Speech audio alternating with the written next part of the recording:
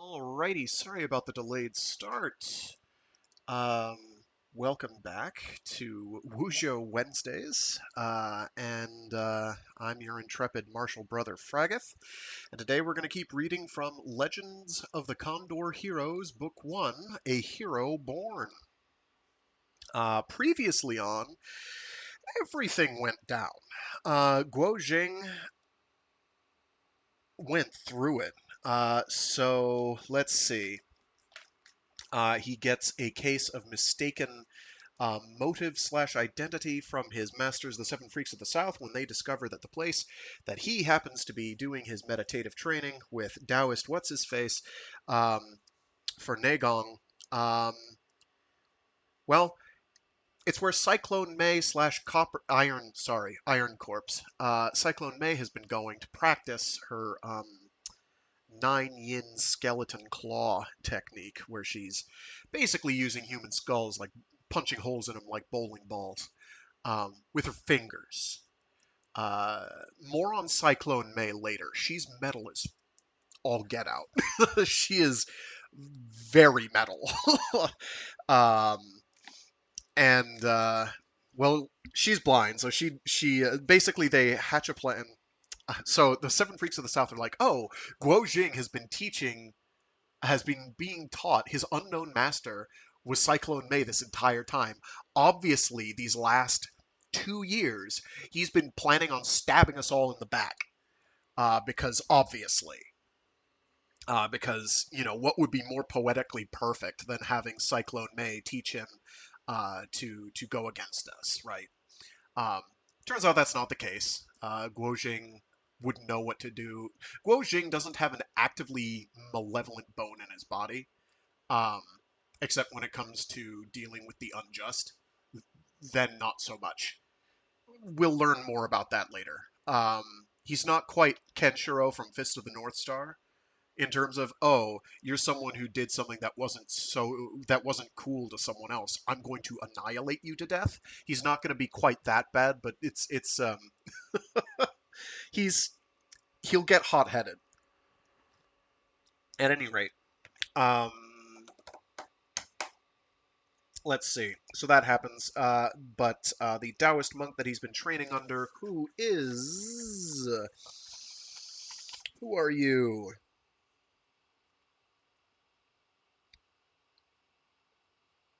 I believe it is Jade Sun Wang Chuyi. Or is it Scarlet Sun Ma Yu? It might be Ma Yu. Ah, jeez. I can't keep half these people straight, and for that I apologize. This means that getting their voices right is also going to be a trial. Uh, at any rate, this Taoist individual who's been helping him. Here we go.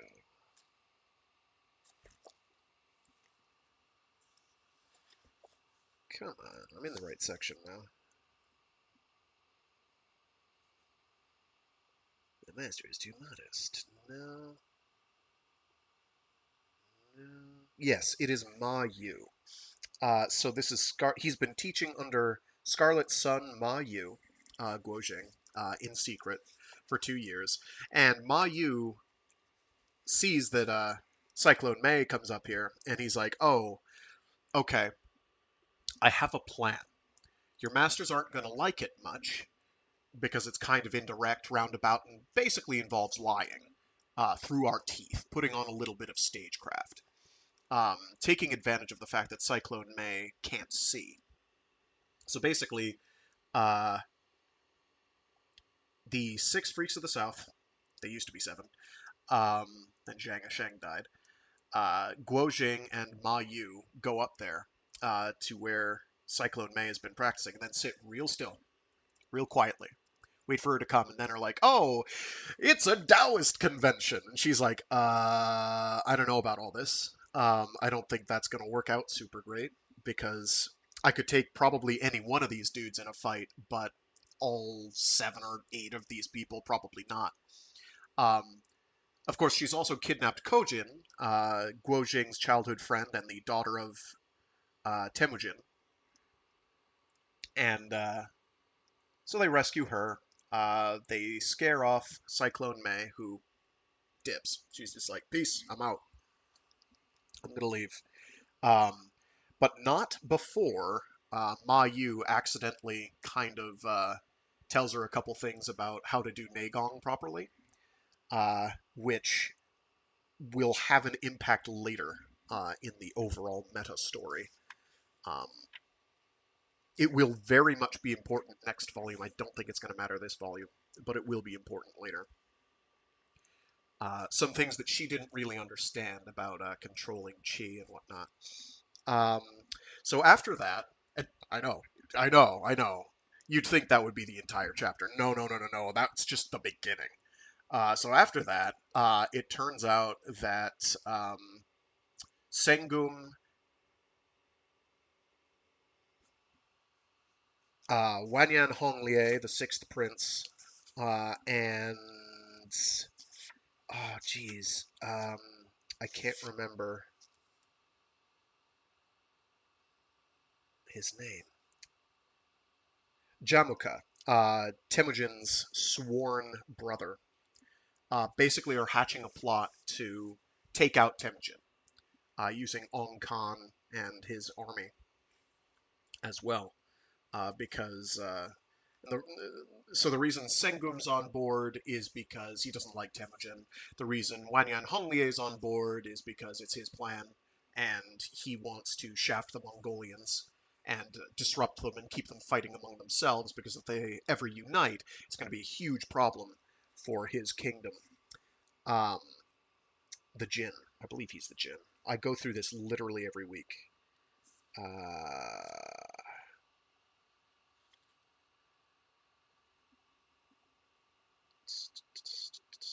Yes, he's a member of the Jin Empire. Um, and then Jamuka is in it because Temujin basically isn't operating traditionally. He's not following the traditional values of the Mongolian tribes, and more to the point, he's undercut Jamuka. Temujin has to basically win his men over to his side and fight for him instead of Jamuka, and that's an understandable reason to not like Temujin.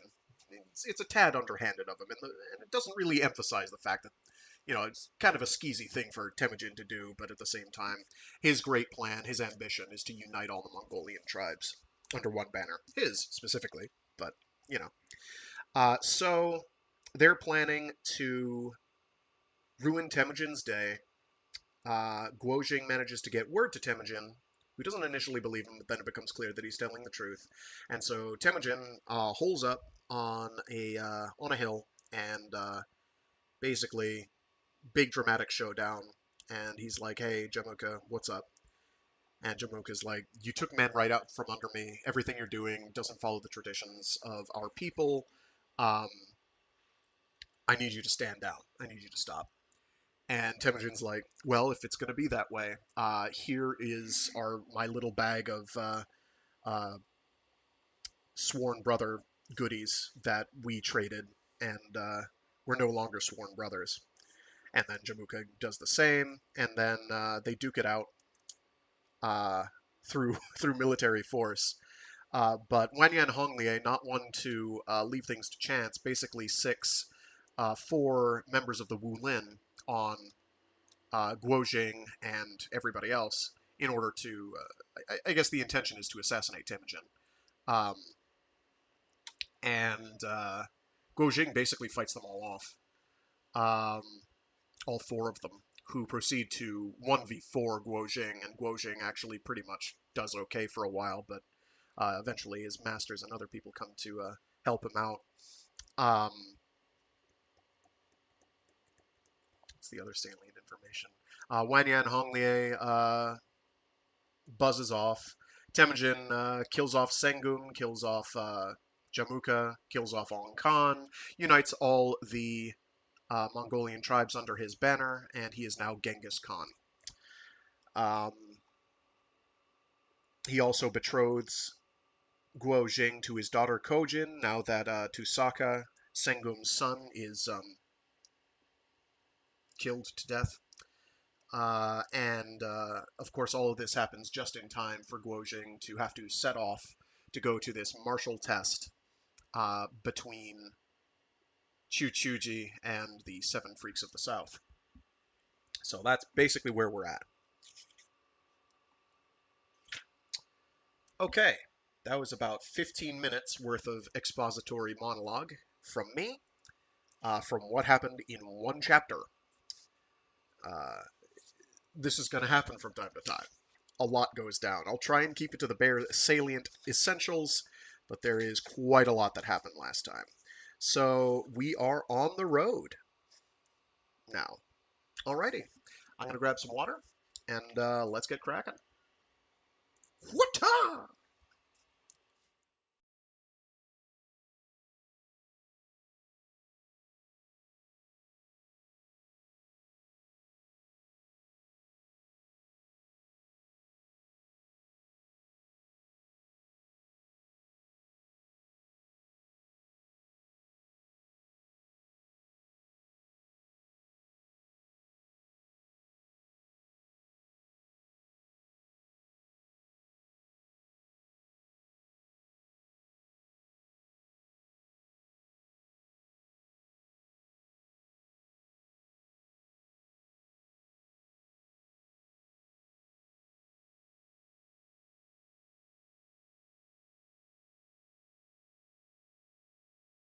Chapter 7.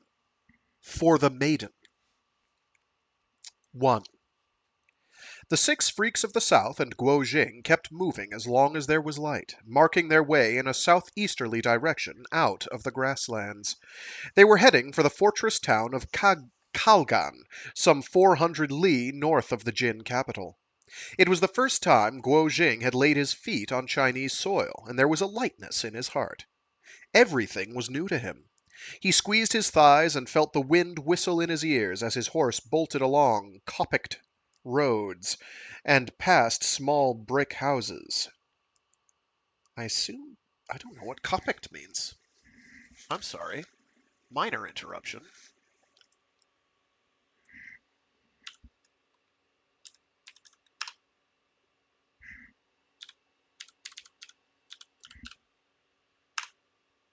Uh, huh.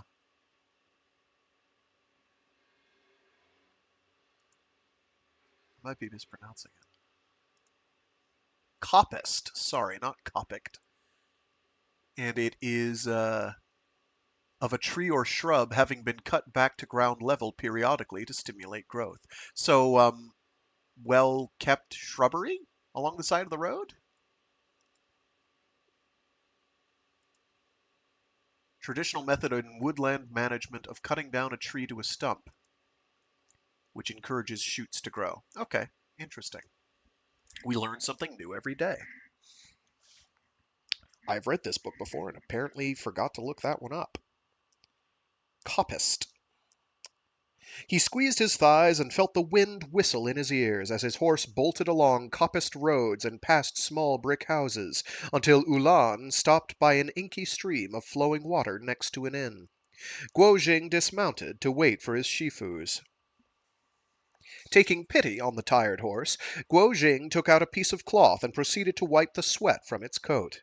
Quickly he pulled back in astonishment. The material had turned a crimson red. He wiped the young horse's right shoulder and found yet still more blood. Tears of self-reproach collected in his eyes. Why had he not stopped earlier to let the animal rest? Had his neglect caused permanent damage? He threw his arms around its neck. But Ulan seemed to be in fine spirits, and not in the least bit of pain. Guo Jing surveyed the road to see if Rider Han was approaching so that he might tend to the colt. Just then he heard the sweet tinkle of bells, followed by the sound of 4 camels plodding toward him from the main roadway. 2 were snowy in complexion, and all 4 were straddled by men also dressed in white. They approached the inn, and the riders drew their mounts to a halt. Guo Jing noticed the finely embroidered cushions padding the saddles. Guo Jing was a child of the steppes deserts, but the white camels were rare, and he had never seen such fine animals. He could not take his eyes off them. The riders were only a few years older than him, in their early 20s, he guessed, each one as delicately handsome as the last. They leaped from the camels and made for the inn. Guo Jing was enraptured by their expensive robes, fringed at the neck by the finest fox fur. One of the young men glanced across at Guo Jing, blushed, and lowered his head. Another glared at him and growled, "What are you staring at, little boy?" Flustered, Guo Jing looked away. He heard them laugh. "Congratulations!" one of them mocked in a girlish voice. "He likes you!" Guo Jing's ears burned, and he was just deciding whether he should leave when Rider Han came clattering toward him on his horse, Wind Chaser. Guo Jing quickly explained that Ulan was bleeding. "How could that be?" Rider Han approached the animal and stroked its shoulder, before lifting his hand up to the light and breaking into laughter. "That's not blood, it's sweat." "Sweat?" Guo Jing stammered. "Red sweat?" "Young man, this is a most valuable horse. I thought you knew that." Guo Jing was just relieved he had not injured it. "But, third Shifu, how can sweat look like blood?" My own late Shifu once told me that, long ago, way out west in the kingdom of Fergana, they kept celestial horses whose sweat was red as blood, and who could run as if possessed of wings. Of course, no one has ever seen one, and I assumed it was just a legend. I certainly never imagined you would end up riding one. The other freaks had arrived in time to hear Rider Han's story. Together they went inside and found a table, and Zhu Kong, who was well read in the classics, began to explain. The story appears in the records of the Grand Historian, as well as the Book of Han. Imperial envoy Zhang Qian returned from his expedition to the western lands and reported to Emperor Han Wudi that he had just seen such a heavenly horse. That he had seen just such a heavenly horse in the kingdom of Fergana. The emperor ordered a life-sized version to be cast from 1,000 Jin of gold and sent it back to the west in exchange for one of the animals. The king sent back word. The Fergana celestial horses are treasures of the kingdom and cannot be gifted to the Han Chinese. The envoy, considering himself able to speak on behalf of his emperor and the mighty dynasty of the Han, replied in anger and with words most uncouth, striking the golden horse right there in the king's great hall. Incensed by such rudeness, the king ordered the envoy's decapitation and confiscated the Han emperor's gift. What happened next? Guo Jing sat wide-eyed and watched as Zhu Kong paused to sip some tea. The four young men in white were similarly mesmerized by the story from where they sat at a nearby table. "Third brother," Zhu Kong said as he lowered his teacup, "you are the horseman among us. Do you know where the celestial horses came from?" My late Shifu told me they were a cross between domesticated and wild horses." Correct. According to the historical records, wild horses were known to gallop all over the mountains outside the capital, Ershi, but they were impossible to catch. The people of Fergana, however, came up with a most ingenious idea. One spring evening they led some of their female horses to the foot of the mountains and let them free. They were later rounded up and brought back to the city, where they gave birth to these most precious beasts. Guo Jing, young man, your horse might have traveled thousands of miles from the Fergana Valley. What did the emperor do? Jade Han asked, eager to hear the rest of the story. Did he give up? Give up? Chinese emperor? Nah, he sent tens of thousands of troops to Ershi under the command of General Li Guangli, giving him the title of Commander of Ershi. But once they passed through the treacherous Jiayu Pass, they had to travel through desert. Supplies soon ran out, and they lost most of their men before being forced to retreat back to Dunhuang, where they could send to the emperor for help. In his anger, the emperor sent envoys to the pass with swords and ordered them to chop off the heads of any soldiers who dared to retreat back into Chinese land. General Li was stuck in Dunhuang. At the moment, a faint sound of bells interrupted Zhu Kong's story as more camel riders arrived at the inn. This time, only one of the animals was white.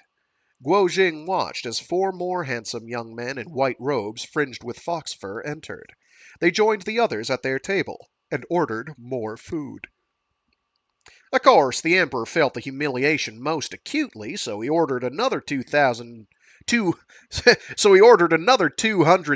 men to be dispatched, this time with adequate supplies. But even in such numbers, the emperor feared they were too few, so he ordered all criminals, petty officials, merchants, and sons-in-law who lived with the families of their wives to report for service.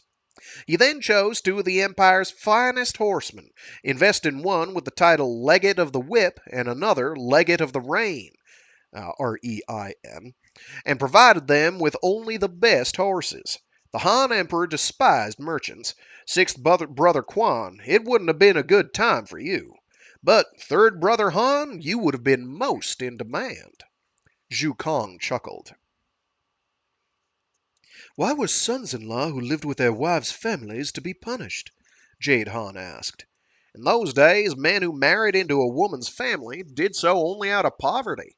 In fact, they were bought by the families as slaves. Recruiting these men into the army was a way of punishing the poor.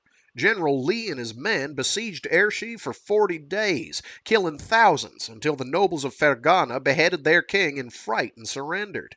They presented the celestial horses to the Han as a gift. The emperor was delighted, and General Li and his men were rewarded with gold and titles.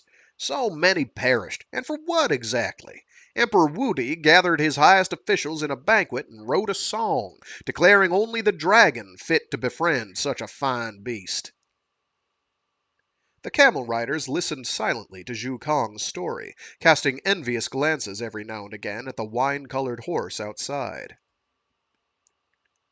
But it's hard to believe that such a wonderful animal could come from crossbreeding with wild horses alone, and since they only obtained a few, they were crossbred again with our local horses, meaning that, within a few generations, their sweat was no longer red like blood. The freaks and Guo Jing continued chatting as they ate their noodles. Whispering together, the camel riders on the other tables started to form a plan. But what they did not know was that Khojin could hear every word, despite the distance between their tables and the general hubbub of the inn. Casual reminder that Khojin is blind. And that turns you into Daredevil. Means you can hear everything. We have to do it before he gets on the horse, otherwise we'll have no chance of catching him. But it's too crowded, and he's not alone. If the others get involved, we'll kill them all. Why were these young girls so vicious? Khojin thought to himself as he continued to slurp his noodles, never giving any sign that he could hear them. We shall offer this magnificent horse to the young master, and he can ride it north to the capital, one of them said. He will be even more admired, and no one will even think of the ginseng codger or Lama Supreme Wisdom again. That's his name, by the way. Lama Supreme Wisdom. That's a capital L, capital S, and a capital W. Don't you forget it. It's not. It's the Dalai Lama type Lama, not the other kind, not the. Oh gosh, I forget what genus they fit in. You know, long-necked things, sort of like alpacas or camels. The other one. Anyway, with two L's. It's not one of those. It's one L Llama. Sorry. Where were we? More on Ginseng Codger and Lama Supreme Wisdom later. Khojin had heard of Lama Supreme Wisdom, Lobsang Choden Rinpoche, of course, a man of great learning from an esoteric school of Buddhism in the northern plains of Kokonor, known across the south and west for his five-finger blade kung fu. The Ginseng Codger came from beyond the Great Wall, far up in the north. Master doesn't need this horse to strike fear into the people, Another of the company said. Of course not. Crowds form like chickens admiring a crane wherever it goes. His prowess is clear for all to see. We have encountered many outlaws out on the roads these past few days, said another. All men under Butcher of 1,000 Hands, Tiger Peng. Perhaps they too are headed for the capital? Will we have another chance if we don't take the horse now? What if they capture it? Khojin froze. Tiger Peng was a terrible outlaw who controlled much of the mountainous area surrounding the Jin capital in Yanjing. He commanded many thousands of men, all as ruthless as him. Why would they be headed for Yanjing? What was was that where these 8 young women were from? Their hushed whispers continued. They decided to wait by the side of the road outside the village, where they could capture Guo Jing's horse. Their plan confirmed, the conversation turned to gossip. You are the one the young master prefers. He's thinking of you right this very moment.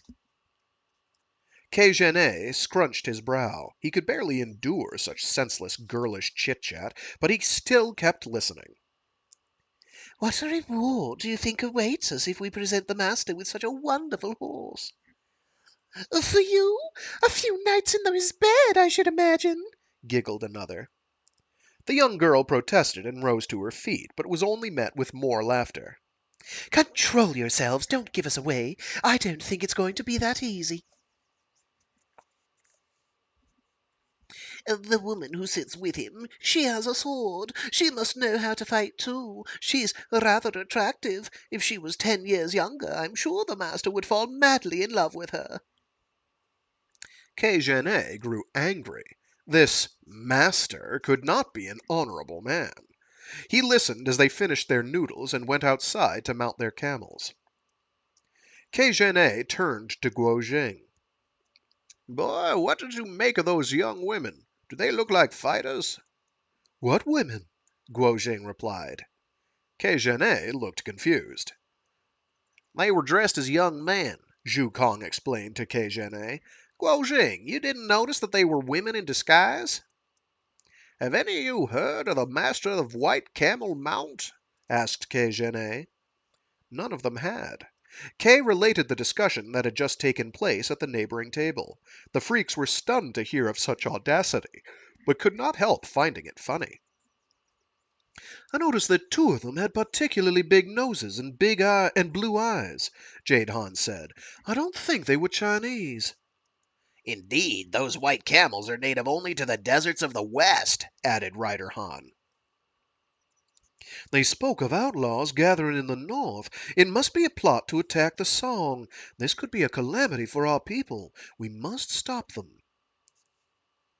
But the competition in Jiaxing is drawing close, Gildan Quan replied. It was indeed a conundrum.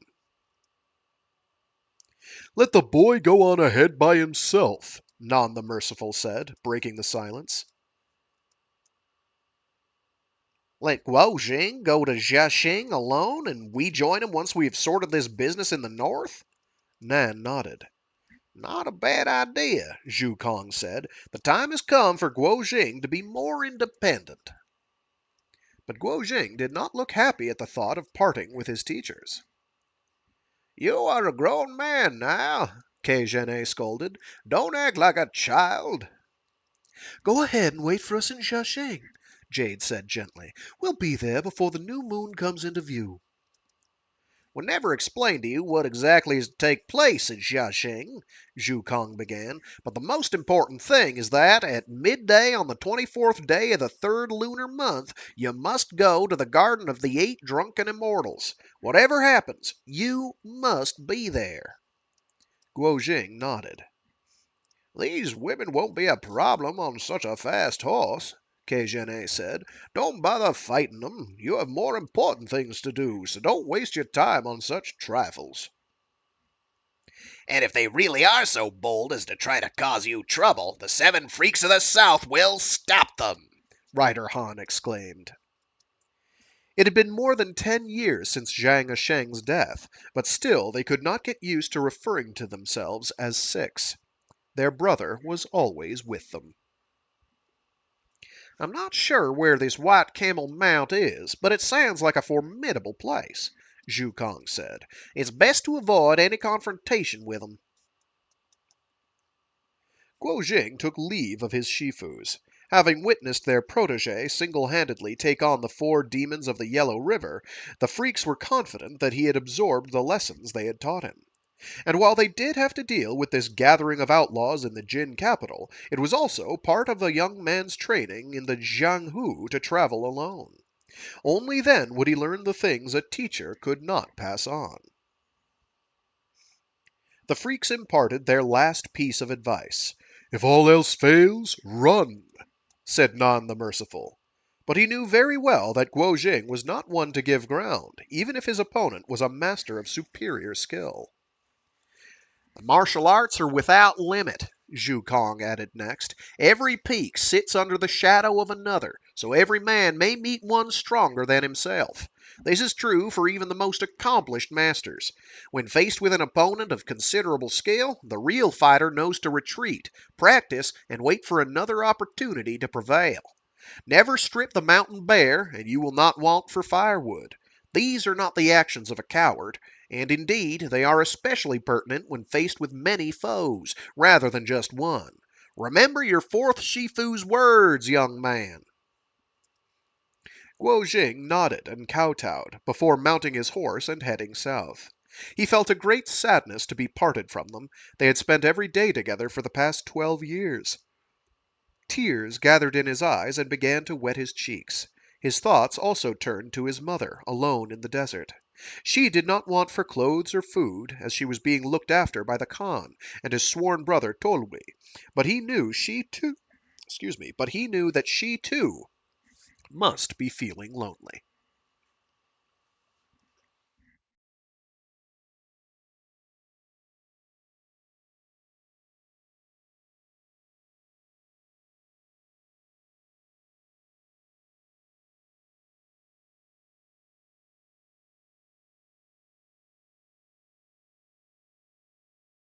He rode for 10 li before the road cut between high mountains. Above him, craggy rock formations hung ominously. It was the first time he had traveled alone in such a strange and foreign landscape. He placed his hand on the hilt of his sword and gazed ahead, down the road. His 3rd Shifu, Rider Han, would be most angry if he knew how scared he was.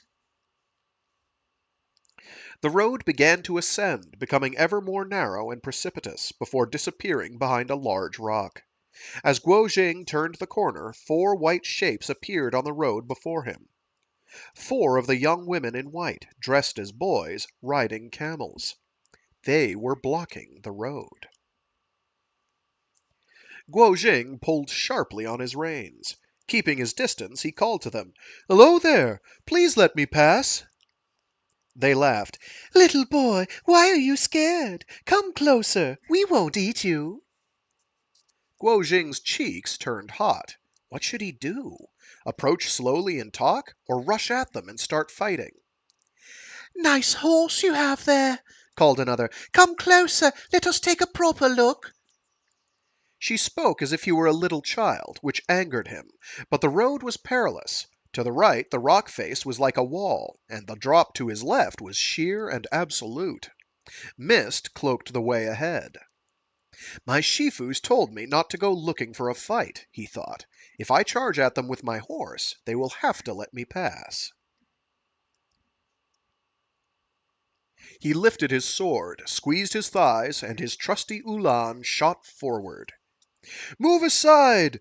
Guo Jing cried, "or I will knock you into the valley!" What happened next took only seconds. One of the women jumped from her camel and threw herself at Ulan's bridle. With a loud whinny, Guo Jing's horse flew into the air, through the high mountain clouds, and up over their heads, before landing safely on the other side. They could only watch in amazement. Behind him, he heard them curse. He turned just in time to catch sight of 2 objects flashing in the sunlight as they approached. He knew better than to try to catch them, for fear that they were poisoned, so he whipped the leather cap from his head and caught them before he could be hit. "Very nice." "Impressive kung fu," called another. Guo Jing looked into the cap. 2 silver darts. These are deadly. We are not sworn enemies, Guo Jing thought in alarm, and yet they are willing to kill me for a horse. He carefully stored the darts in his pouch and spurred his prize colt on, for fear of meeting the next 4 women. He rode like this, high up in the clouds, for nearly 2 hours, covering some 80 li without coming across a trace of them.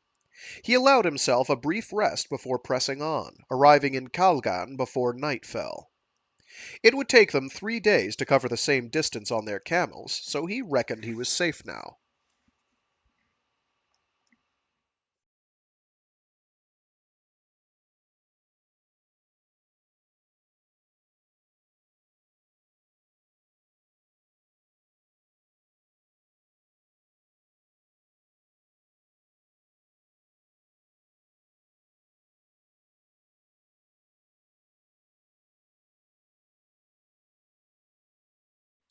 Two.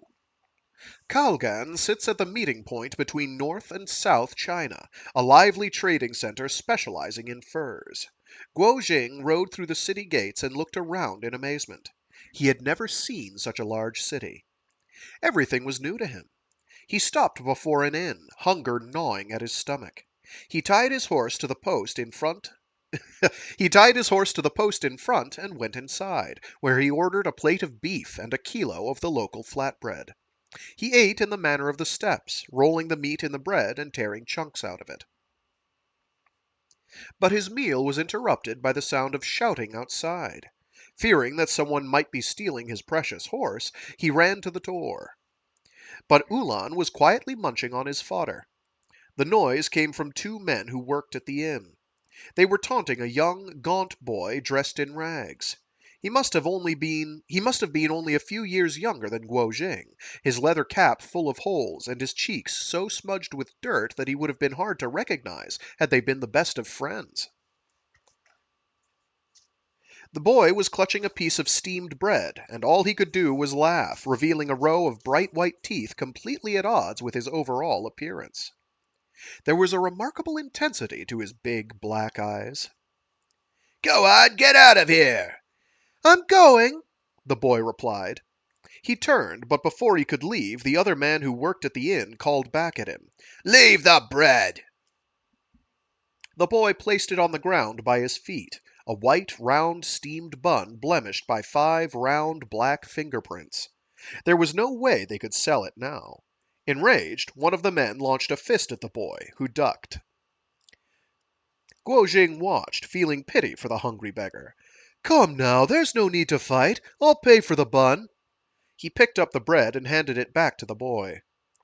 But instead, the boy turned to a nearby dog and said, Disgusting! Here, you have it! And threw it at the mutt. The dog pounced on it with gratitude. Shameful, giving a perfectly good bun to a dog! One of the inn men cried. Guo Jing did not know what to say. Was the boy not hungry? He returned inside to finish his food, but the dirty young boy followed, took a seat nearby, and proceeded to stare at him as he ate, greatly embarrassing Guo Jing. Do you want some? Guo Jing said finally. Yes, please, he smiled. I've been alone so long, I was looking for someone to talk to. He spoke in the dialect of the rivers and lakes of the south. Guo Jing was delighted to have someone speak to him in his mother's tongue.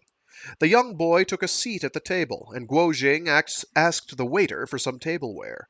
But the waiter was displeased at this new guest's filthy appearance, so it took a few requests before he reluctantly brought over a bowl and a set of chopsticks. You consider me too poor to eat here? The boy said directly to the waiter. You mistake me. I fear even your best dishes would not satisfy my palate.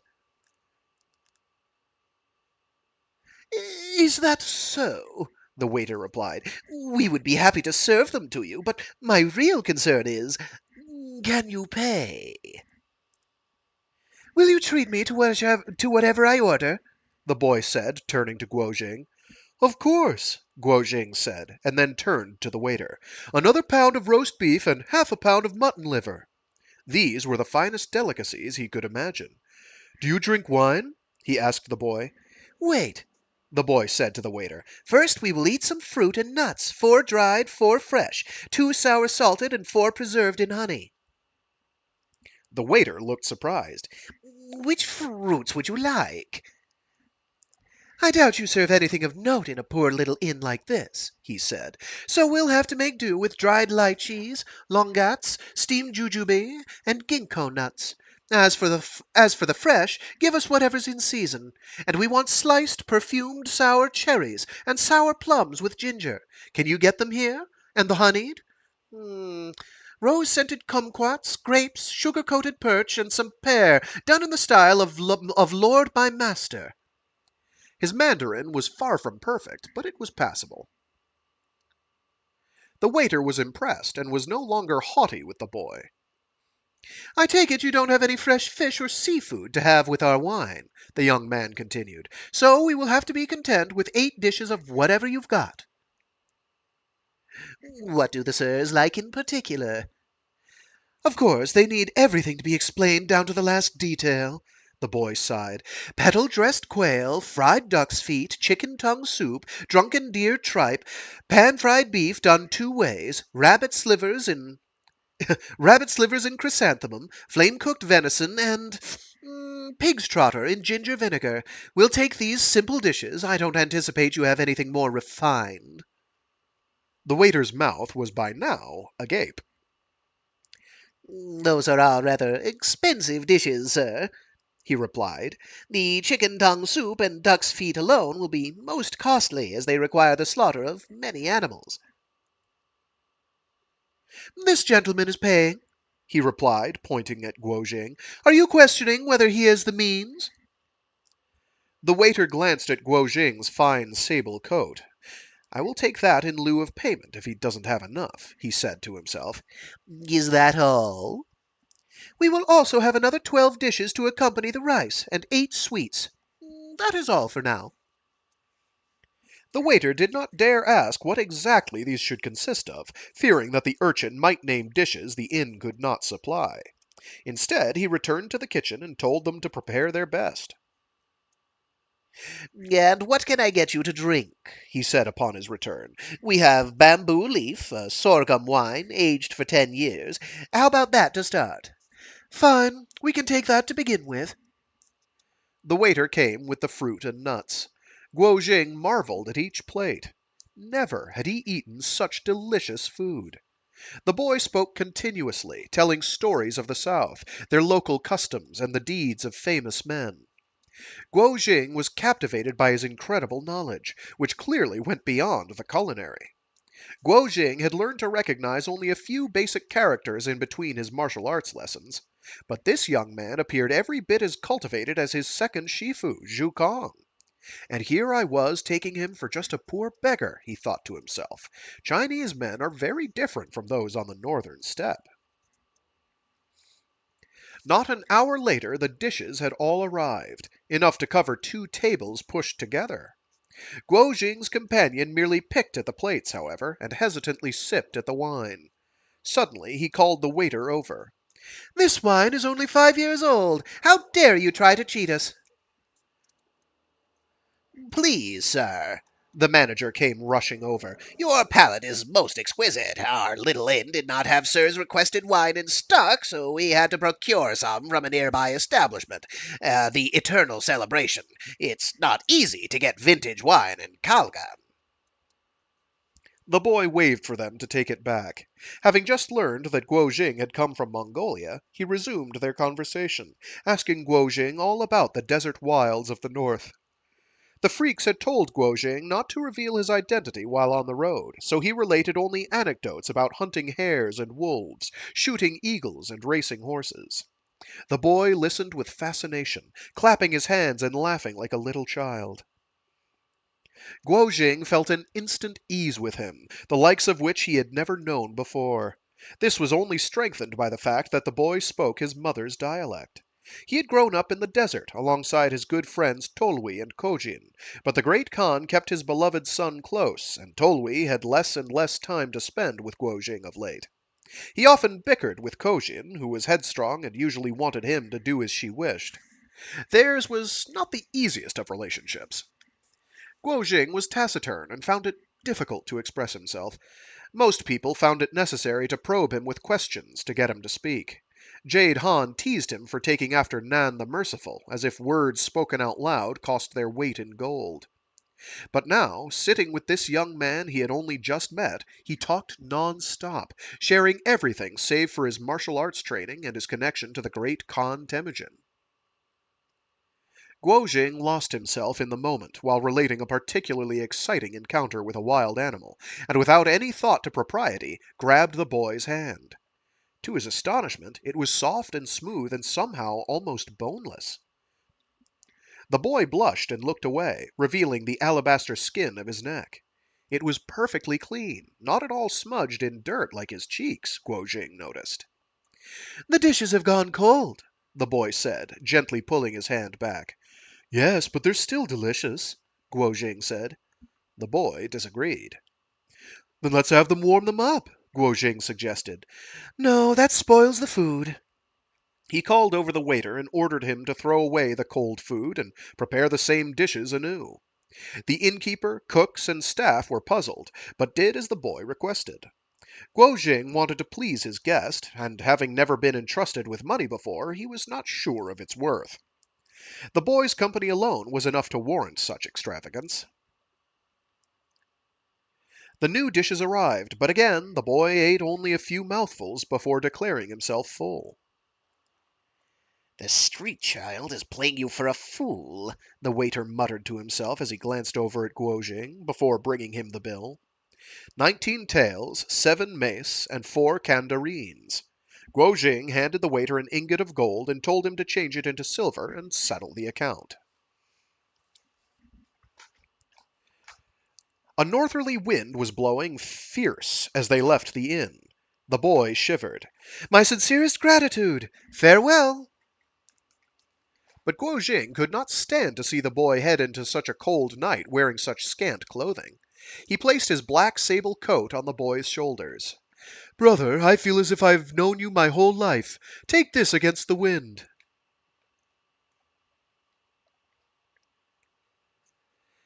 He slipped 4 ingots of gold into one of the pockets, leaving himself 4 more for his journey. The boy left without even saying thank you, and began to trudge against the weather, before turning around for one last look. Guo Jing was standing beside his bridled horse, watching him. The young man waved, and Guo Jing ran over to him. "Does my brother need anything?" "I didn't ask your name," he said, and smiled. "Oh, yes, we forgot. My family name is Guo, my given name Jing. And you?" "My family name is Huang, my given name Lotus."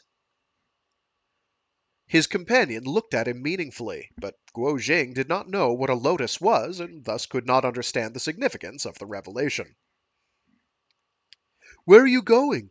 I am heading south. If you are going the same way, we could go together." "I'm not going that way," Lotus said. Then, after a pause, "but I'm still a bit hungry." "Then let's get something to eat," Guo Jing said, despite being very full from their first meal.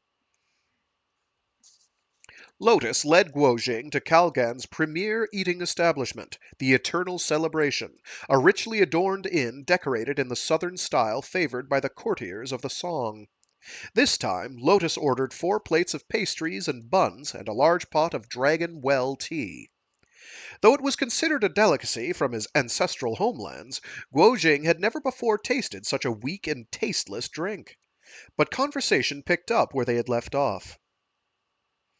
"I'm not sure where to go next, but I think I should go north and find myself a pair of white condors just like yours," Lotus declared. "They're pretty rare," Guo Jing said. "Then how did you come across them?" Guo Jing smiled but did not answer the question. How is such a delicate young boy going to survive the harsh northern winds? Guo Jing asked himself. "Why not go home? Where do you live?" "My father doesn't want me back," Lotus replied, her eyes moist. Spoilers! Fortunately, they got that bit in earlier where Guo Jing doesn't really understand uh, gender dimorphism. He doesn't really grasp the whole dude chick thing, you know? He's innocent. Why? My father doesn't want me back, Lotus replied, her eyes moist. Why? He was keeping a man hostage, and I took pity on him, bringing him food and chatting to him. My father was furious. He shouted at me. So I ran away in the night. I'm sure he's worried and wondering where you are. What about your mother? She died many years ago, when I was very little. I think you should go home. Lotus started to cry. I'm sure he wants you back. So why hasn't he come looking for me? How do you know he hasn't? Maybe he hasn't been able to find you. Maybe you're right, Lotus said, smiling through the tears. I'll go home once I've finished with my adventures. I have 2 white condors to tame first. Guo Jing related his encounter with the 8 women dressed in white and disguised as men who wanted to steal his horse. Lotus was intrigued. Big brother, Lotus began, I want to ask you something. I want to ask you for something, but I fear it is something you value highly and you won't want to part with it. Anything. Would you give me your horse? Gladly, Guo Jing replied without hesitation. In fact, Lotus was teasing him. It was clear that Guo Jing felt a great attachment to the animal, and they had only just met. But his reply took her by surprise, and she buried her face in her sleeve. Guo Jing watched awkwardly. What's the matter, brother? Are you unwell? Lotus looked up. The tears had cleaned her cheeks, revealing a jadeite glow beneath. Let's go, she said. Guo Jing paid, and together they went outside. Guo Jing took his horse by the reins and spoke to it, caressing its mane. You will now go with my friend here. Be good and do as he says, and no more of your foul temper. He then turned to Lotus.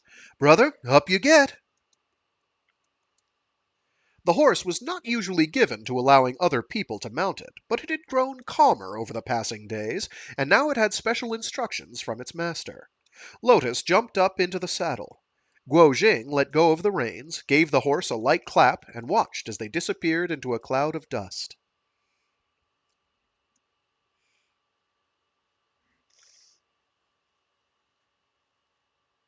Guo Jing stood watching until they had faded on the horizon before turning back to the inn. It was late, and he settled into a room. But just as he was about to blow out the candle, a scratching started at his door. Was it the boy? The thought made him giddy. Brother, is that you? But the reply came in a voice considerably older and croakier. Yes, it's me. What are you all so excited about?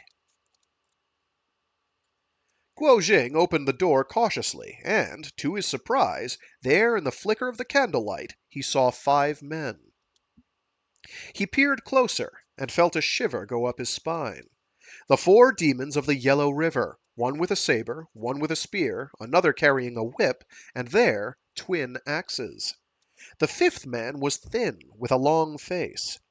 He looked to be around 40. Guo Jing made out 3 large lumps on his forehead. He was one of the ugliest men Guo Jing had ever seen. This last man pushed Guo Jing aside with a sneer, and entered the room. He sat himself down on the hard bed and turned to look at Guo Jing. The light from the candle fell upon the 3 bumps on his forehead, casting his whole face in shadow. But it was the eldest of the 4 demons who spoke, Shen the Strong, wielder of the Spirit Cleaver. This is our martial uncle, Browbeater Ho, the 3-horned dragon. Show your respect. Guo Jing was surrounded. There was no way he could overcome all 4 demons and Browbeater Ho all by himself. What do you want? Guo Jing said, cupping his fist, but there was an edge to his voice. Where are your masters? Browbeater Ho asked. My Shifus aren't here. Ha! Then you shall live another day at least. I couldn't kill you now. People would say the 3-horned dragon took unfair advantage of a weak opponent. But tomorrow at noon... There should be a comma there, not a period. But tomorrow at noon I will be waiting for you and your Shifus in the forest of black pines, 10 li west of here." He left before Guo Jing could reply. Wu the Bold, carrier of the Soul Snatcher whip, pulled the door shut behind them and pulled across the latch. Guo Jing blew out the candle, sat on the bed, and watched their shadows move across the paper window as they kept watch outside. Just then he heard a noise on the roof, a weapon striking tiles, and then a voice. Don't even think about trying to run away, young man. I'm watching. Oh, unless that's Ho. I don't know. Don't even try to. Don't even think about trying to run away, young man. I'm watching you. Escape was impossible. Guo Jing lay down on the bed, his eyes fixed on the ceiling. How was he going to get out of the fight tomorrow? But he was asleep before he could think of a plan. The next morning, one of the inn boys brought noodles for breakfast and hot water so that Guo Jing could wash. Chan the Hardy was visible outside, clutching his pair of axes known as the Great Reapers and keeping guard. His Shifus were who knew where, and could not help him now. He had no choice but to fight and die like a man. If all else fails, run. His fourth Shifu's words rang in his ears. But he had to at least try to fight first. The fact of the matter was, he could have easily escaped, as Chan was alone at that moment, but he wasn't known for his quick-wittedness. Browbeater Ho was convinced the freaks could not be far away, and they would have to show up when presented with a challenge. Guo Jing sat on his bed, practicing the breathing techniques Ma Yu had taught him. Chan had entered and was standing before him, spinning his axes and barking suggestions for how he could improve. But Guo Jing ignored him until the sun approached its highest point, when he rose to his feet. "It's time," he said to Chan. Guo Jing settled his bill with the innkeeper, and the two of them made their way to the forest of black pines to the west. Chan ran on ahead, leaving Guo Jing to enter alone. Guo Jing gripped his whip and crept through the undergrowth. He moved slowly, his breath tight and alert, but after almost 1 li he was still yet to see another soul. Only the occasional squawk of a bird broke the silence. He grew ever more nervous as he went. Why not hide? Guo Jing thought to himself. Hiding's not running away. But just as he was preparing to slip into a nearby bush, a voice came from above. "You bastard! You toad! Coward!" Startled, Guo Jing jumped back. He looked up and then burst into laughter. There, in the branches above him, the 4 demons of the Yellow River were tied up and hanging by their feet. They wriggled like caterpillars caught in a spider's web. There was no way they could get free. The sight of Guo Jing only made them more furious. "Are you having fun?" Guo Jing shouted up, not bothering to conceal his delight. "I won't disturb you." He started to walk away, but turned back. "Wait, how did you end up like that?" "Damn you, we were taken by surprise. Hardly an honorable way to fight." Chan shouted back down at Guo Jing. Young man, Shen spoke next. "Let us down if you're brave enough, and we will decide this honorably. One-on-one, of course." Guo Jing could not be called intelligent, but he wasn't that stupid. "I am perfectly happy to acknowledge your superior bravery without fighting you," he smiled. He was well aware, of course, that Browbeater Ho was not among them, and he had no desire to wait for his arrival. Guo Jing made a quick departure and headed back to the city, where he bought a new horse. But he could not help wondering who it was who had helped him. The demons of the Yellow River had most excellent kung fu. Tying them up like that was no small feat. And what happened to Browbeater Ho? My Shifus have always said you must never decline an invitation to fight. I showed up. It's not my fault he didn't. It's not my fault he didn't.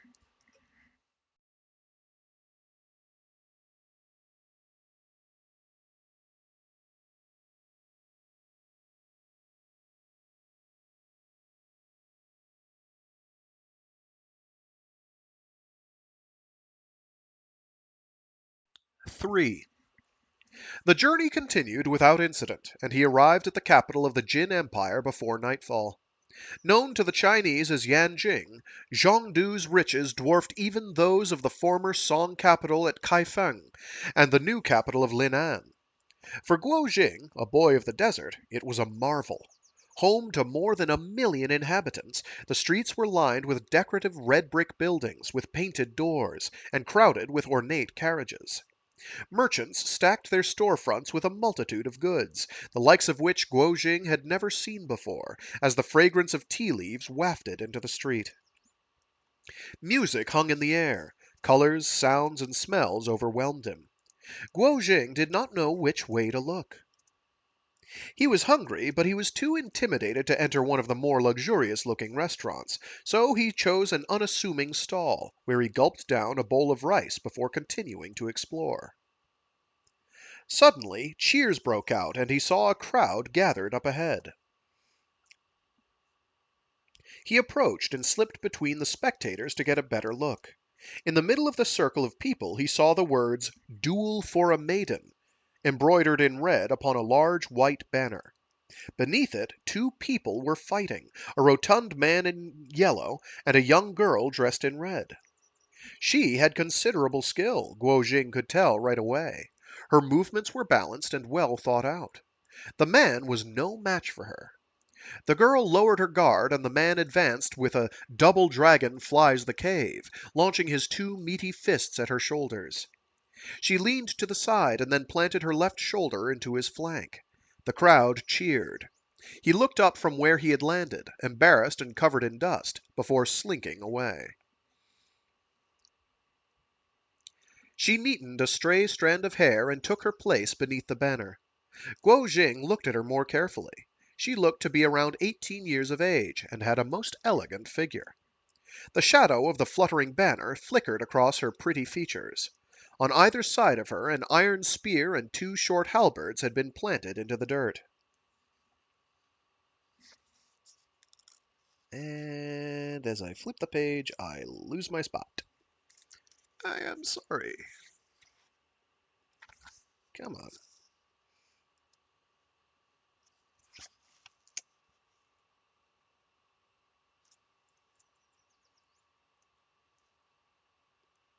Oh, come now. One sec.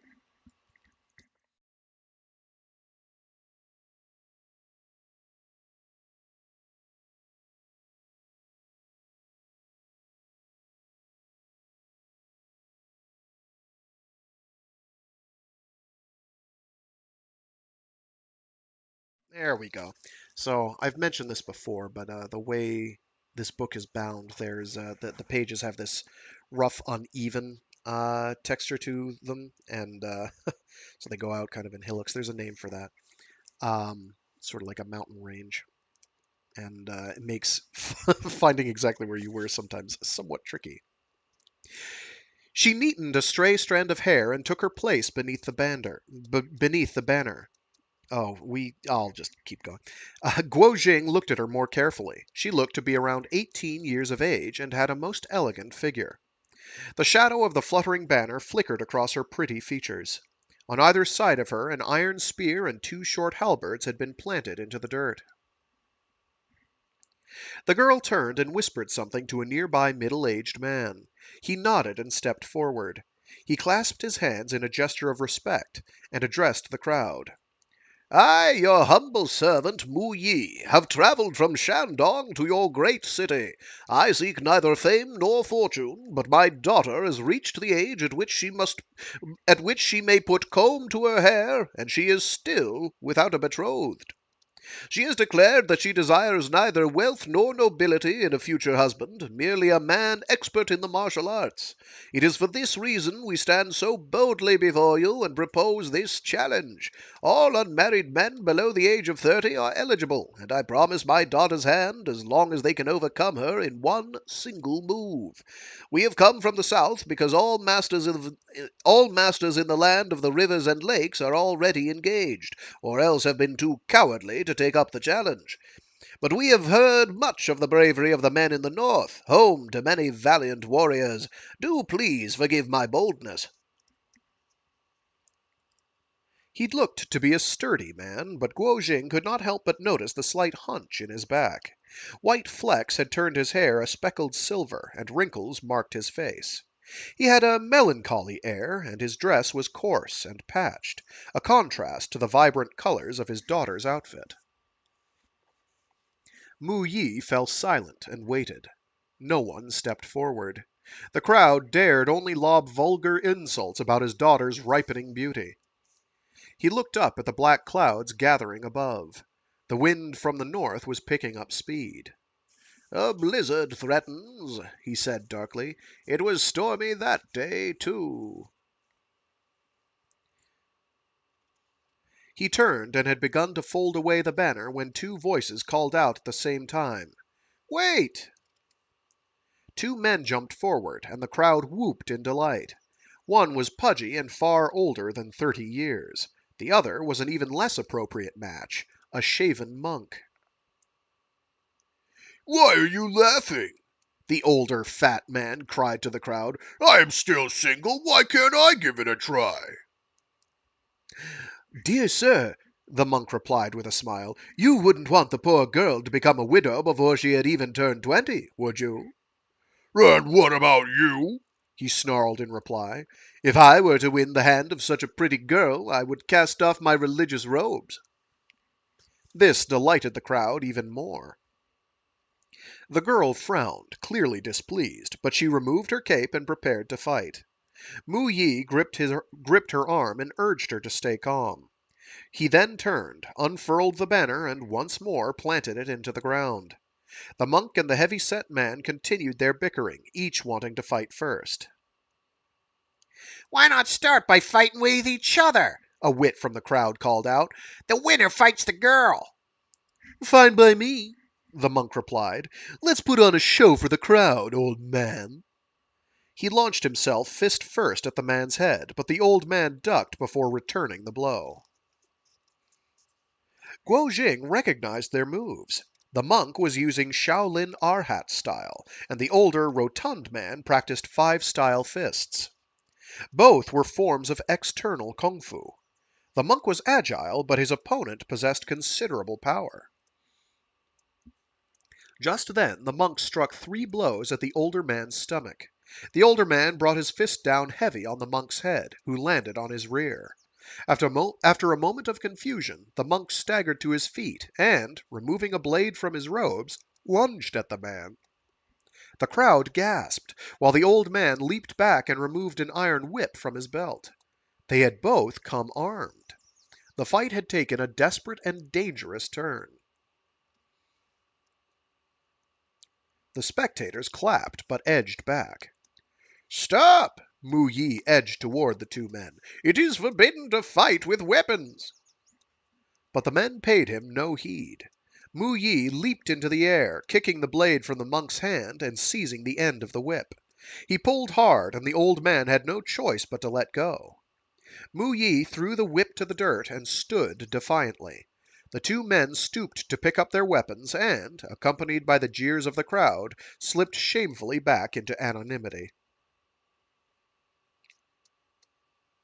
Just then came the tinkling of bells. The crowd turned toward the sound, and there they saw a throng of servants accompanying an expensively dressed young man sitting astride a handsome horse. His eyes went from the banner to the girl, and a smile crept across his face. He jumped down from his saddle and stepped forward. "Is this the maiden?" he asked. The girl's cheeks flushed bright crimson, and she turned without answering. Mu Yi approached him and bowed. "Sir, our family name is Mu. How may I help the master?" "What are the rules?" Mu Yi explained. "Then I will take my turn."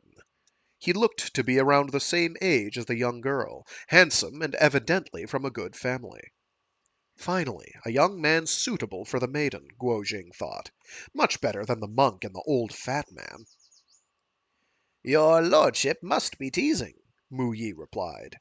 "What do you mean?" "We are a wandering family without fixed abode, and we are not suitable for a man such as yourself. This is no ordinary duel. It concerns the hand of my daughter." he said, pointing to the young girl. How long have you been holding this contest? We have been more than 6 months on the road, sir. And still nobody has won your daughter's hand? The young master sounded incredulous. It is most certainly because the Empire's masters of kung fu are all already married, Mu Yi replied with a smile. Or they believe a duel with my daughter to be beneath them.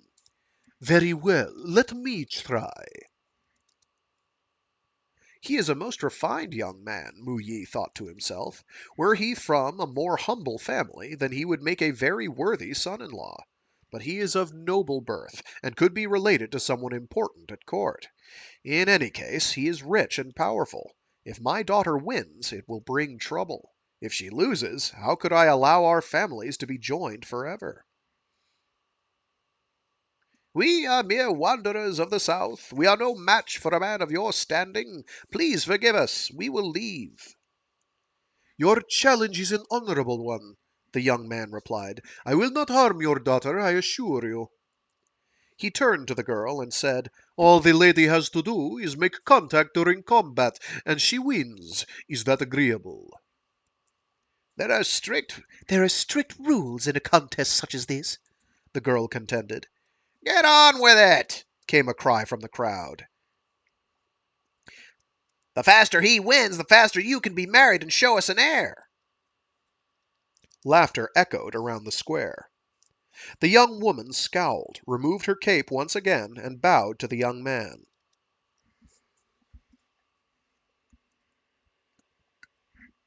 He too lowered his head. Young lady, can he really know any martial arts, having grown up with such wealth? Better defeat him quickly and leave the city at once, Mu Yi reflected. Very well, sir, he said. Perhaps I may take the master's coat? That will be unnecessary, the young man replied. He's in trouble, the crowd thought, aware of the girl's considerable talents. And yet, maybe he too has experience of fighting in the South. Father and daughter both knew the danger of letting the son of a nobleman lose face before so many people. Do you think the contest is real? Some in the crowd whispered to each other. Maybe that old Mu Yi is just trying to cheat vain fools like this young man out of money. He'd better watch his purse. My lord, the young girl said, and lowered her head. The fight was on. The young nobleman turned to the right and whipped his left sleeve at the girl. Surprised, she bent to avoid the move. His right sleeve came up with equal speed at her head, and she could only leap upward to avoid being pincered between them. Nice! The young man exclaimed, advancing before she could land on her feet. The girl twirled in the air and kicked at his nose. He lurched back, and they both landed at the same time. They regarded each other with mutual respect. The girl's cheeks blushed again, but she moved first into attack, the man a flicker of brocade, and she a cloud of red mist. Guo Jing was amazed. They're no older than me, he said to himself, and yet they are such skilled fighters. They would make the perfect couple. They could keep replaying the circumstances of their first meeting. He smiled to himself. He traced each move with anticipation, until the girl tugged at the young man's sleeve and ripped it from his coat. She landed back and held her trophy high in the air. My lord, we apologize most humbly. Mu Yi ran forward, bowing, and grabbed hold of his daughter. We will leave. Not so fast, the young man replied, his displeasure evident. We haven't found a winner yet. Grabbing at the front of his coat, he pulled hard, causing the jade buttons to burst in all directions. Servants ran to collect them, while one of his men rushed forward to help the young man remove his outer robe, revealing a tunic of lake green satin tied at the waist with a sash the color. Oh, sorry. It was one of his men rushed forward to help the young man remove his outer robe, revealing a tunic of lake green satin tied at the waist with a sash the color of spring onions. It was a fine outfit designed to accentuate his delicate, handsome features. He swung his left palm high and brought it down swiftly, sending a powerful gust of air at the girl's cheeks.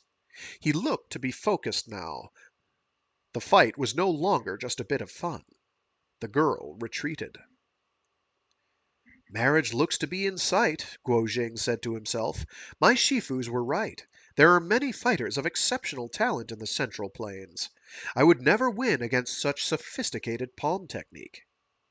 My girl, Mu Yi called to his daughter, sensing the outcome was inevitable. It's time to give up. This fine gentleman is much more skilled than you. He was clearly not one of those idle youths who adored nothing but gambling and women, Mu Yi reflected. He would ask about the family, and, provided he was not related to the Jin nobility, he would approve the marriage. His daughter's future would be secure. He called for a halt to the fight, but the young man had no intention of stopping now. If I wanted to hurt this girl, I could, he thought to himself, but he didn't have the heart.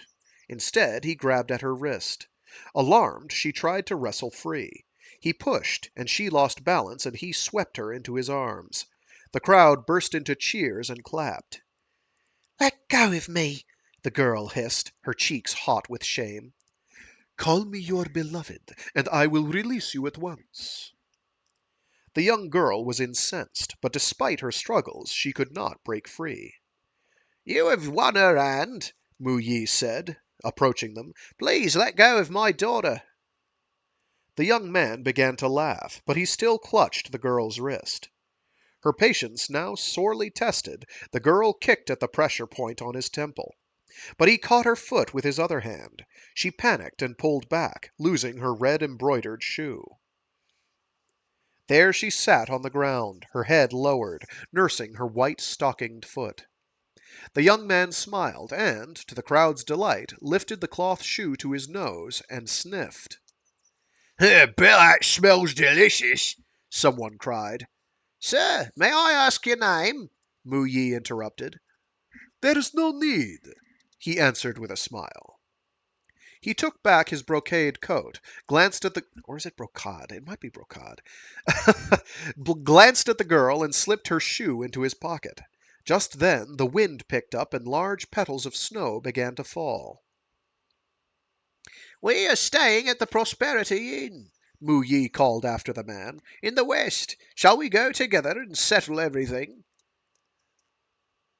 Settle what? I'm going home. The weather is turning. Mu Yi's cheeks turned a snowy white. But you won the contest. I promised you my girl's hand in marriage. This is a serious matter, young sir. The young man laughed even louder. It was just a little fun. A rather interesting game, I must admit. But as for marriage, I'm afraid I must decline your generous offer. Anger caught in Mu Yi's throat. You, sir! What did you expect? One of the servants called back. That our master would marry a wretched girl of the wulin? You're living in dreamland. Incensed, Mu Yi reached out and slapped the servant on the cheek. The young man, in fact a prince of the Jin court, said nothing, but motioned to the others to carry his man away. He went to his horse and was about to mount when Mu Yi shouted again after him. Why do you mock us? The prince made no reply, at which point Mu Yi ran forward and grasped the young man's arm. I would never let my daughter marry such an indolent and hateful young man as you, but at least give us back the shoe. She gave it to me. I have declined the first prize. I am keeping it as my consolation. And with a quick flick of his wrist, he was free from the old man's grip. I'll fight you! Mu Yi was getting desperate in his rage. Okay, so I have a sneaking suspicion of who this character is, unfortunately, and that means I'm going to have to change his voice. Let me just double check here.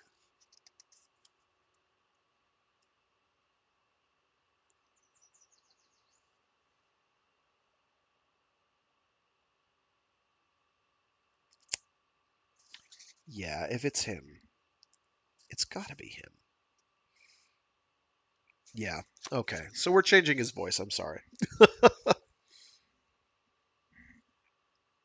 He leaped up and aimed at the great sun pressure point on the prince's temples with both fists, in a move known as the Bell and Drum.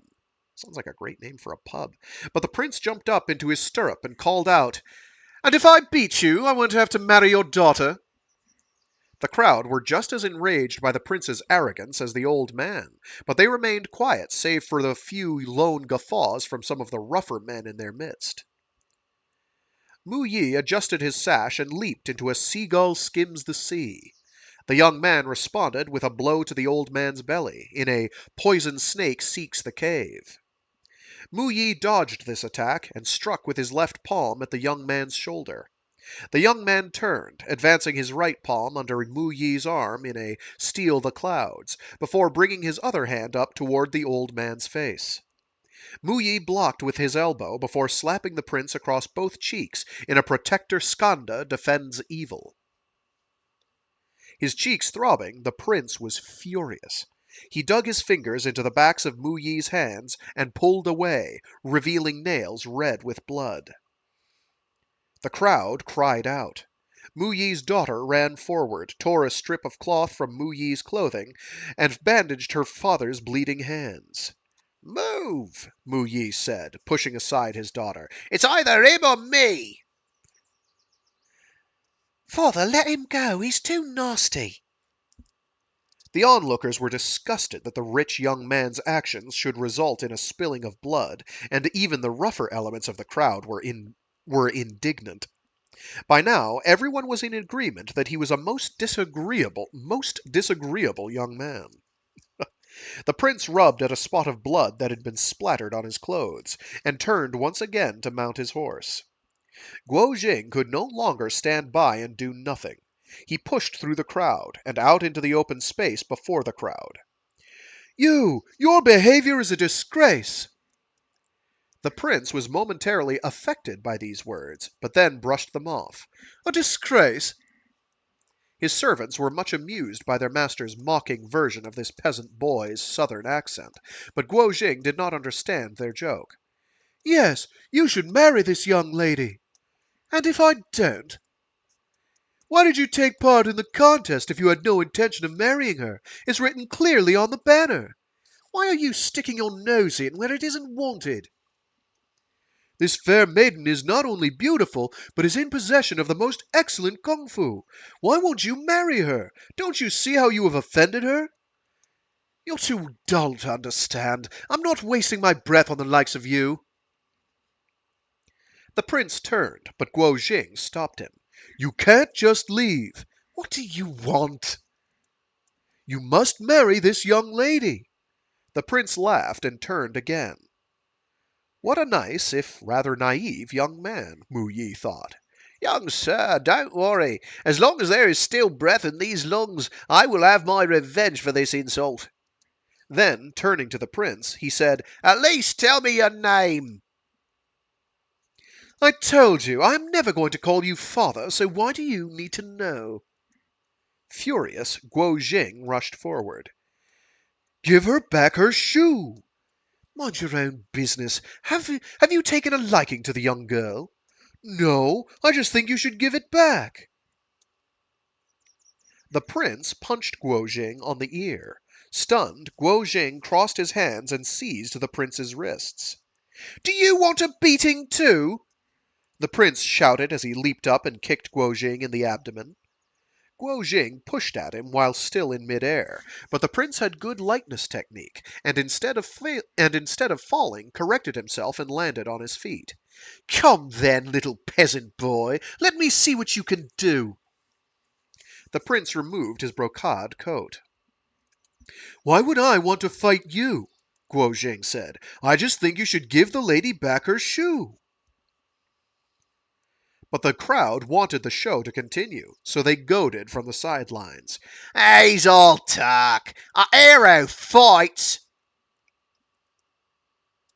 The prince could see that Guo Jing too was accomplished in the martial arts, and, in particular, possessed considerable internal strength. He would rather not fight, but neither could he return the shoe without losing face. So he picked up his coat and made for his horse, laughing. But Guo Jing grabbed at his clothes. "Are you just going to leave?" The young man had a sudden thought. He threw his coat over Guo Jing's head. Blackness descended, and Guo Jing felt a heavy blow to his chest. He tried to suck in air and shrink back, but two fists cracked against his ribs. Luckily, the years of training with Ma Yu ensured that, as hard as the prince's punches were, they did him no injury. Guo Jing kicked out 9 times in rapid succession in a Mandarin duck drill, a move Rider Han had taught him. It had served his Shifu well over the years. Having not practiced hard enough, however, and being unable to see, Guo Jing's aim was not quite true, and the prince avoided all but the last 2 blows. The 2 young men leaped back. Guo Jing threw away the coat. It had been a treacherous move. His masters had warned him about such fighters, but he had never come across one himself. He was rather too innocent and trusting to believe they could exist. Sometimes his Shifu's warnings came across as amusing fireside stories. Having been so isolated from the wulin, he had not been able to appreciate the truth behind their words. Enraged by the 2 kicks he had received, the prince advanced with his fists raised in an angled whip. Guo Jing tried to block the punches aimed at his head, but felt another pain in his chest. He tried to fight back, but was beaten once more to the ground.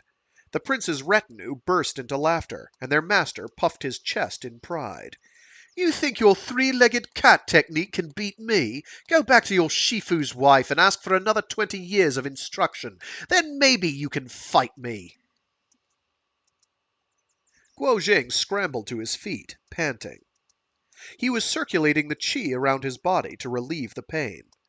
"My Shifu isn't married," he retorted. "Then tell him it's about time." "In fact, I have 6 Shifus," Guo Jing called, as the prince turned to leave.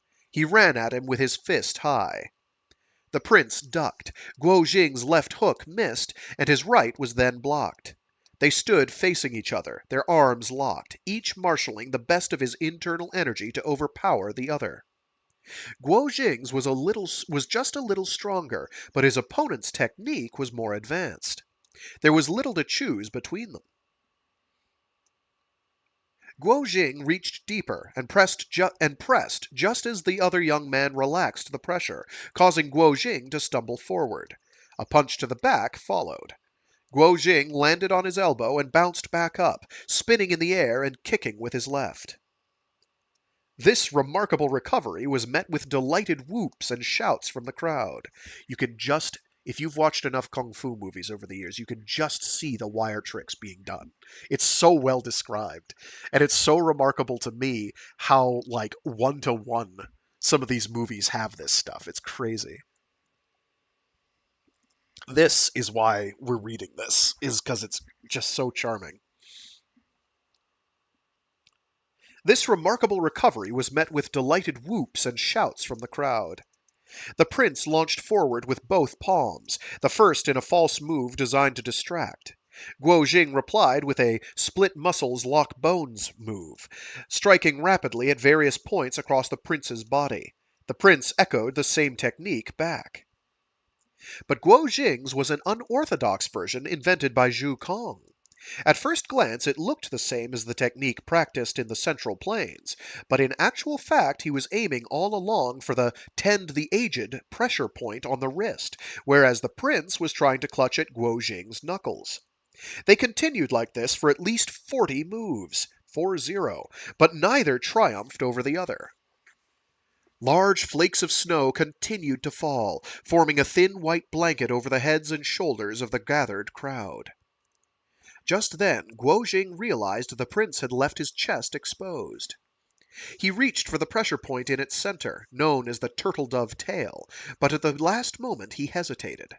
"There is no real enmity between us. It would be wrong to use such a deadly move on him," he said to himself. Instead, he pressed to the side of it, a move that had no effect at all. The prince grabbed his wrist, hooked his foot, and in a flash, Guo Jing was once more in the dirt. Mu Yi, his hand now bandaged by his daughter, was still watching the fight. This was the third time Guo Jing had fallen. He ran over to the kind young boy and tried to pull him to his feet. Young man, forget it. We mustn't waste our energy on such scoundrels. But Guo Jing was too furious to listen and made another rush on the prince, his hands a blur. The prince was surprised at the young man's persistence. "Don't you know when you're beaten?" But Guo Jing did not answer and merely continued his attack. "If you don't stop, I'm going to be forced to kill you," the prince snarled. "And I will kill you if you don't return the shoe. Why are you acting like an overprotective older brother?" This was in fact a standard insult in the area, and the onlookers burst into laughter, but Guo Jing did not understand what he meant. "I don't even know her," Guo Jing said. The prince did not know if he should laugh or cry. "All right, idiot. Watch this." The fight resumed. Guo Jing was now more cautious of his opponent's tricks. He knew that the rich young man's kung fu was more accomplished, but Guo Jing had a persistence honed in the harsh environment of the northern steppe. Tusaka's gang had given him his first lesson in this regard. His fourth Shifu may have told him it was better to run in the face of an enemy he could not defeat, but Guo Jing, in his heart, preferred to stand firm. The spectacle was drawing an ever greater crowd, and people were crammed into every corner of the market square, despite the intensity of the wind and snow. Mu Yi knew well that, if the fight continued, the crowds would alert the authorities. The last thing he wanted was to get in trouble.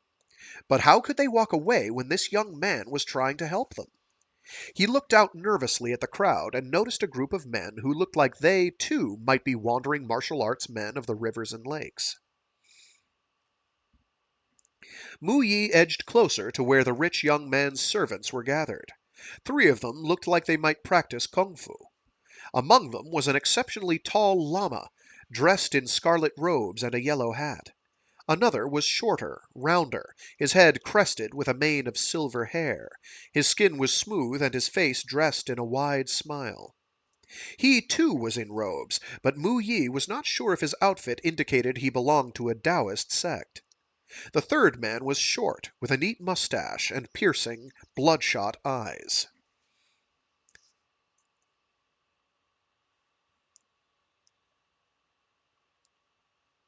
Mu Yi listened to their conversation. "Your Eminent Holiness," one of the young servants in the prince's retinue said to the Lama, "you must put a stop to this stupidity. Go in and take the young boy. If the prince gets injured, we'll all be for the gallows."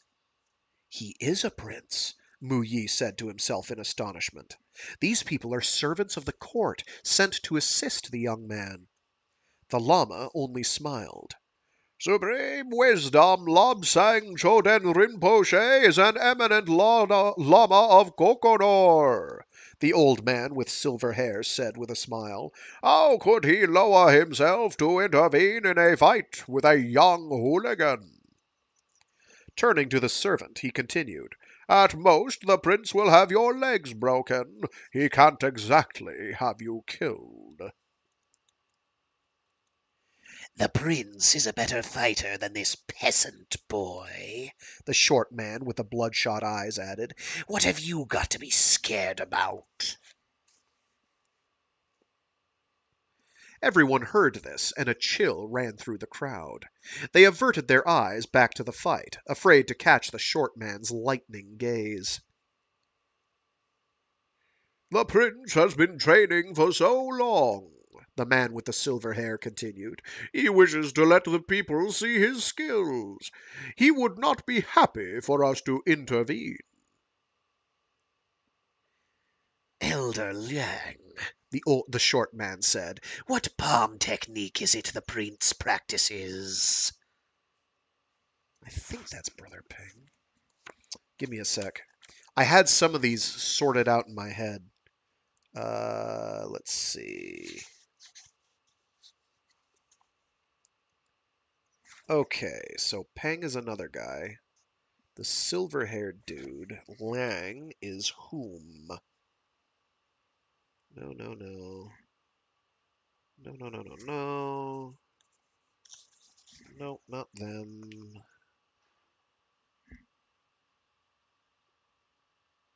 Where are you? I know you, dude. Sorry, give me a sec here. Oh, geez, he's not listed here. Okay, he's not them. It's not that guy. He's not one of the Mongolians. I know that already.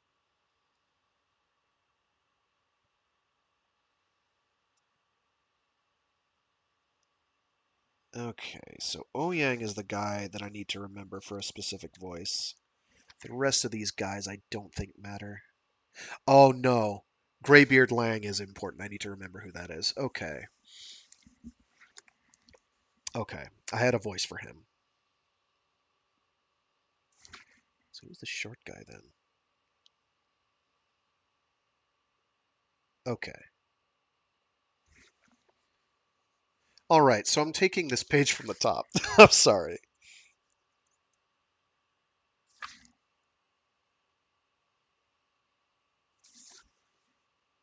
Okay, that's Peng.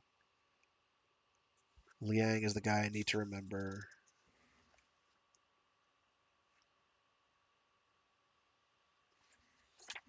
for later. Yeah. The other is Rinpoche. Okay.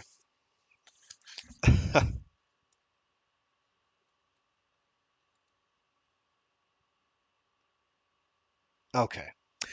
Supreme Wisdom Lobsang Shoden Rinpoche is an eminent Lama of Kokodor, The old man with silver hair said with a smile. How could he lower himself to intervene in a fight with a young hooligan?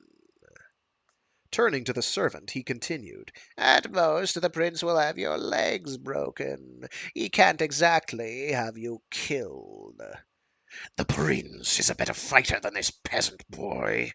The short man with the bloodshot eyes added. What have you got to be scared about? Everyone heard this, and a chill ran through the crowd. They averted their eyes back to the fight, afraid to catch the short man's lightning gaze. The prince has been training for so long, The man with the silver hair continued. he wishes to let the people see his skills. He would not be happy for us to intervene. Elder Liang, The short man said. what palm technique is it the prince practices? Brother Peng, are you testing me? The silver-haired man smiled. He fights with speed and agility. Indeed, the moves show great complexity. Unless I am much mistaken, he has learned his kung fu with a Taoist of the Khojin sect. A disciple of the Quanzhen sect? Mu Yi almost jumped. And could this Brother Peng be Tiger Peng, Butcher of 1,000 Hands, one of China's most famous bandits?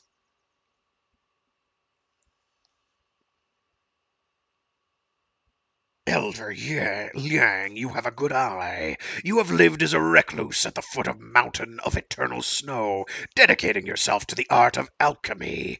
You rarely grace us with your presence here in the Central Plains, and yet you are so well acquainted with all the different schools of martial arts. You flatter me, Brother Peng. The old man said with a smile. And yet, while the Taoists of the Quanzhen sect are an eccentric bunch, they are known for their loyalty to the song. Why would they take a prince of the Jin as their disciple? You think the prince is unable to persuade those he wishes to engage in service? You, for instance, you command the mountains east and west of the Yellow River, and yet are you not also part of the prince's household? The short man nodded, and they turned their attention to the fight. Guo Jing was now fighting with slower, more deliberate moves, which allowed him to maintain a strong defense. The prince was unable to land any blows.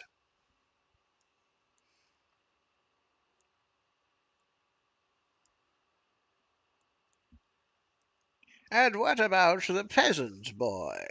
The silver-haired man said to the short man. His kung fu is mixed in style. I would guess he has more than one shifu. Master Peng is correct, a voice interrupted. He is a student of the 7 heroes of the South. Mu Yi examined this new character. He was thin, his cheeks darkened by the sun, and on his head 3 large cysts protruded. The 7 heroes of the South? It had been so long since Mu Yi had heard them mentioned, he had assumed they were all dead. You little rascal! Found you at last! The man with the cysts suddenly roared as he charged toward the 2 young men, clutching an iron club. Guo Jing turned and found the strange-looking man inches from his face. Browbeater Ho, close friend of the 4 demons of the Yellow River. Guo Jing hesitated, not sure what to do, and the prince struck him on the shoulder. The crowd began booing at what they felt to be an ignoble intervention. Mu Yi moved closer, ready to help Guo Jing, but the prince appeared to have a great many fighters at his disposal. And yet Browbeater Ho did not stop to join the fight, and instead continued past Guo Jing and the prince, and on to the other side of the crowd, where a young boy in rags turned and pushed his way back through the wall of people. Browbeater Ho ran after him, followed by another 4 men. Guo Jing saw that the boy was his friend Lotus. "One moment, please," he said to the prince. "I must attend to something before we can continue." The prince was in fact tired of fighting, and was hoping for a way out. "If you admit defeat, we can stop." But at that moment Lotus Huang danced back into view again, this time laughing and clutching an old broken shoe above her head. Behind her, Browbeater Ho was trying to strike her with his club. Lotus dodged the man's attacks with ease, and was already threading her way through the gathered onlookers. Browbeater Ho stumbled into the center of the crowd, 2 large blue-black bruises visible on his cheeks. He stopped, panting. "I will slice you up as these people are my witness!" he cried out with rage. Lotus paused and waited for Ho to catch up, before running off again. The crowd howled with laughter, just as 3 of the demons of the Yellow River came gasping into the arena. Only Chan the Hardy was missing.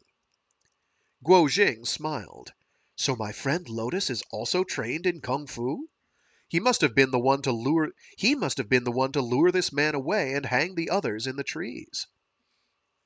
But Guo Jing was not the only one watching in surprise.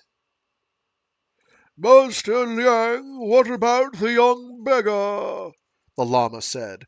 "To which school does he belong? He's running rings around Browbeater Ho." Old Liang was an alchemist of great fame, known across the south as the Ginseng Immortal, the white-haired master of the Mountain of Eternal Snow. Since his youth he had consumed great quantities of ginseng and other natural remedies, protecting him from the ravages of old age. But he did not recognize the beggar boy's kung fu. He shook his head. "The 3-horned dragon outrun by a mere beggar boy? I thought his skills were better than that, but perhaps I have been away from the wulin for too long." Tiger Peng could not explain it either. Browbeater Ho joined him often on raids. He knew full well the extent of his friend's considerable fighting skill. The prince, meanwhile, was thankful for the diversion, for all that he had the upper hand over his opponent. He untied the scarf he wore as a sash and mopped the sweat off his brow. Mu Yi approached Guo Jing and shook the young man's hand, before going to pick up his banner. Just then Lotus broke through the crowd again, this time clutching 2 pieces of cloth torn from Browbeater Ho's shirt. He was not far behind, his hairy chest exposed to the winter chill. Behind them, Wu and Ma ran heavily, stopping every few meters to catch their breath. Shen had been lost along the way. The spectacle brought yet more laughter from the crowd. Just then, shouting echoed from the western side of the square. A squad of soldiers, carrying wicker canes, marched in, striking passers-by as they went, all to make way for a large red and gold sedan chair carried by 6 more of their men. "The consort!" the servants cried. "Who had the impudence to tell my mother?" The prince scowled. The servants did not dare reply, and instead hastened to the sedan. "Fighting again?" a soft voice came from inside. "It's snowing, and you're not wearing a coat. You'll be sure to catch a cold." The voice was like a bolt of lightning striking down on Mu Yi. How is this possible? She sounds just like... No, it's impossible. She is a member of the Jin house. I miss my wife so much I've gone mad. But he could not stop himself from trying to get closer to the chair. Oh, that's right. Mu Yi has a concealed identity issue that I completely forgot about. But he could not stop himself from trying to get closer to the chair. A dainty hand holding a handkerchief appeared from inside to wipe the last of her sweat from the young the young prince's brow. Mu Yi continued to listen to their conversation. "But, Ma, I'm having fun. I'm in no danger," the young prince said. "Put on your coat. We're going home," the consort said. How could her voice sound so familiar? Mu Yi was still astonished. He watched her white hand disappear behind a silk curtain embroidered with golden peonies. He tried to peer in, but he could not see past the colorful cloth. One of the servants picked up his master's brocade coat. "Look what you've done to his lordship's coat, you animal!" One of the consort's guard raised his wicker cane and aimed it at Guo Jing's head. Guo Jing jumped aside, seized the man's wrist, and wrestled the cane from him before tripping him up. Guo Jing then dealt him 2 steady blows as he lay on the ground. "Who gave you the right to harass innocent men?" Guo Jing cried, and his words were met with cheers from the crowd. More soldiers charged in support, but Guo Jing began fighting them off in pairs. "How dare you assault my men?" the young prince cried, as he leaped at Guo Jing and they resumed their fight. Geez, how long is this chapter? Oh, we're almost done. The consort shouted for her son to stop, but she instilled no fear in the young man. In fact, he still craved his mother's praise and attention, despite being old enough to know better, so he redoubled his efforts. Guo Jing stumbled twice under the force of the prince's attack. "Ma, this peasant boy is causing trouble. I've got to teach him a lesson in respect." Mu Yi, meanwhile, could not take his eyes off the sedan. A corner of the curtain had been drawn aside, and he caught a glimpse of a pair of the most delicate eyes and the finest strands of black silken hair, the face of a frightened mother. Guo Jing was confronted with an adversary of renewed vigor. The young prince sought to cause serious injury now, in order to put a definitive end to their combat. But Guo Jing had thick skin and considerable inner strength, so a few blows would not hurt him. And while the prince's technique was sophisticated, he was still lacking in experience. Several times he tried to replicate a move that had been successful against Mu Yi, but every time he tried to make a claw and seize hold of Guo Jing defended himself with another move from his split muscles repertoire. Meanwhile, Browbeater Ho was still chasing after Lotus Wang. So it's absolute anarchy on the streets right now. The old 3-horned dragon had in his hair 2 heads of corn, a practice of the marketplace to indicate an item was to be sold. Lotus must have put them there, but Ho was blissfully unaware that she had put his head up for sale. The remaining demons of the Yellow River were nowhere to be seen. Old Greybeard Liang and his friends were puzzled. Who was this ragged young peasant boy? Why could Browbeater Ho not catch up with him? Is he a member of the beggar clan? Tiger Peng asked. The Beggar Clan was the most powerful secret society of the South at the time. The question made old Greybeard Liang twitch, but he did not answer. Meanwhile, the fight between the young men was growing faster and more intense. Guo Jing received a blow to the shoulder, the prince a kick to his thigh. The merest distraction could result in a fatal blow. Tiger Peng and Greybeard Liang prepared themselves to jump in at any moment. Guo Jing's upbringing on the steppe may have been poor in worldly luxuries, but it had provided him with exceptional mental strength. The prince, however, had only known a life of gold and silks, and it showed. He was growing tired, and his movements were at times clumsy. Guo Jing cried out, took the prince by the collar, and lifted him high. The prince felt himself sail through the air, and winced as the ground approached. This was no move from the Jiang Hu, but one Guo Jing had learned from his Mongolian master, Jebe. The prince's reactions were sharp. He tapped the ground and flew up again, grabbing hold of Guo Jing's legs. Grabbing hold of Guo Jing's legs, he brought them both back down. The prince then seized a lance from a nearby soldier on horseback and aimed for Guo Jing's stomach. Guo Jing rolled away, trying to take hold of the weapon, but it evaded him. "Dearest son, don't be vengeful. It is enough to defeat him. Don't hurt him." But the prince was determined to have his victory in the bloodiest manner possible.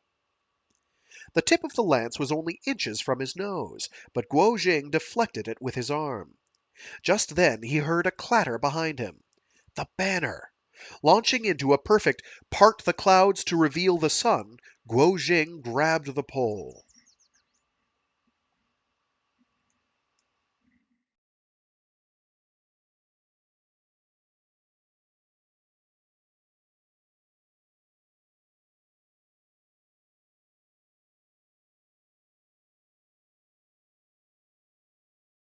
Now they were both armed. Guo Jing used the exorcist staff technique developed by his first Shifu for the purposes of defeating Cyclone Mei. The banner pole was a bit too long, but he managed to make good use of the many variations and subtlety of the repertoire, forcing the prince back into a defensive position. Yet the prince's moves were also impressive. Mu Yi watched in astonishment. They were consistent with those of the Yang family spear, a technique handed down only from father to son, and rare indeed, even in the South. Yet his style was not entirely orthodox, and somehow lacking in a core understanding, as if it had been copied through observation rather than passed down through personal instruction. The lance and banner poles crossed and clashed as the snow continued to fall. "Stop! Stop fighting!" The consort, seeing her son sweating and covered in blood, could hold back no longer. Tiger Peng strode into the middle of the crowd, and struck with all his might at the banner pole in Guo Jing's hands. A sharp pain shot through Guo Jing's hands, and he let go. The large embroidered characters flapping in the wind were barely visible through the dense snow. Duel for a maiden.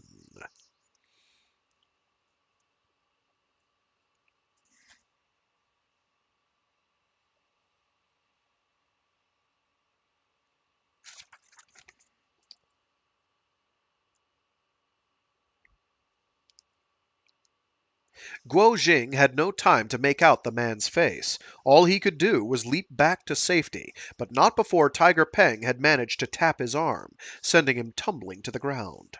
Young prince, let me take care of the boy. He won't bother you again. He held his palm up, took a deep breath, and went to give Guo Jing a rude punch to the head.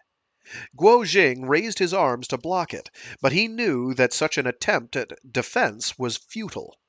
Lama Supreme Wisdom and Old Liang exchanged a meaningful glance.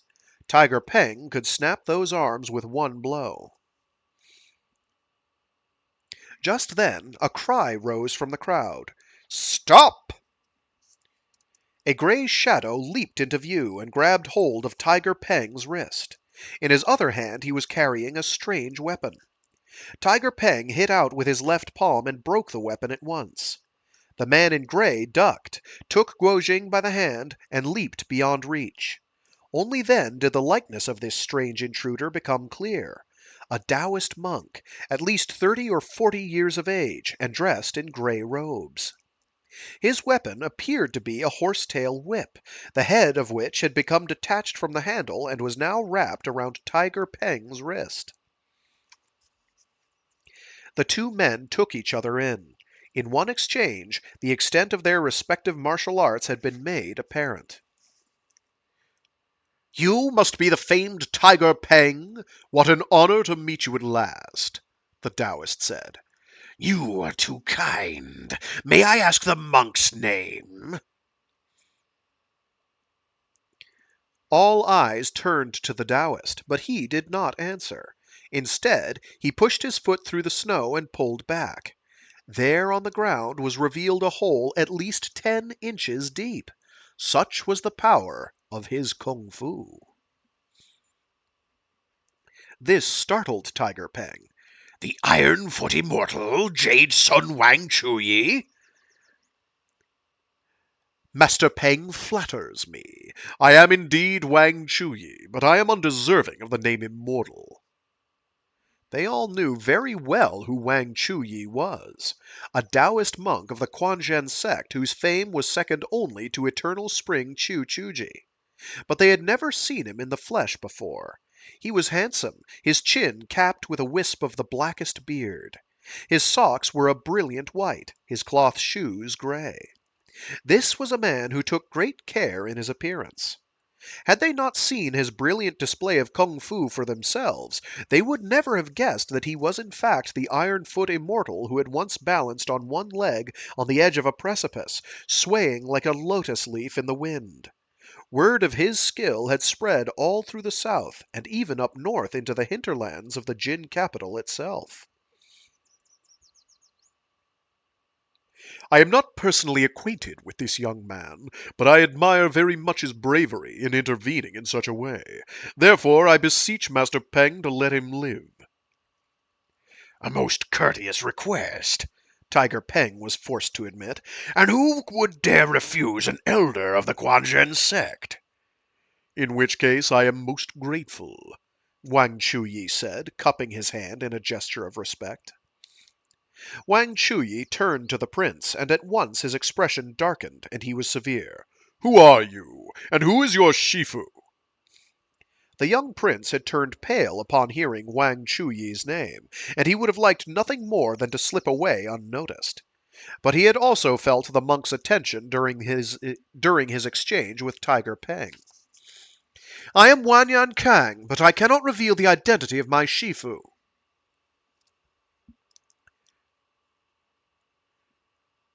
He has a red mole on his left cheek, am I right?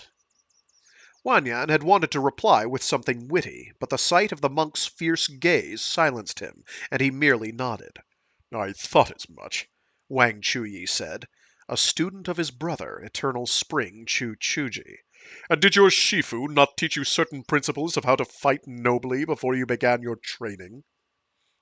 Wanyan Kang understood the gravity of the situation. His Shifu would be furious if he learned of his behavior today. Seeing as the master is acquainted with my Shifu, perhaps he might come with me to my humble abode, so that I might benefit from his wisdom. He then turned to Guo Jing and bowed.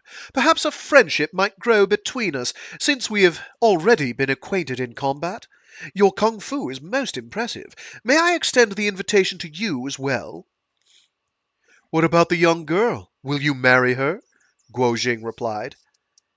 This matter is not so easily resolved, Wanyan Kang answered, embarrassed.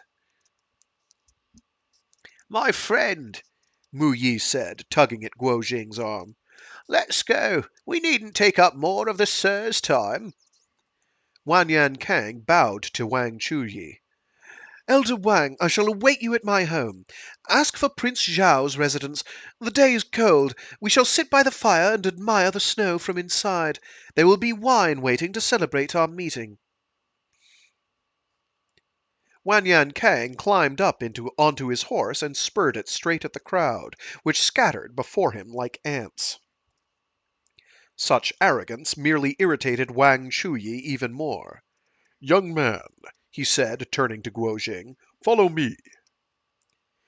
"But I must wait for a friend," Guo Jing said. At which point Lotus Wang jumped out of the crowd and called to him, "Don't worry, I will find you. You go ahead." Then she disappeared back into the throng of the dispersing crowd. In the distance they saw Browbeater Ho running toward them. Guo Jing kneeled down in the snow and bowed before the Taoist monk as a mark of gratitude for saving his life. The Taoist leaned down and lifted Guo Jing up to his feet. Together they left the square, threading their way through the crowd, and on to the outskirts of the city.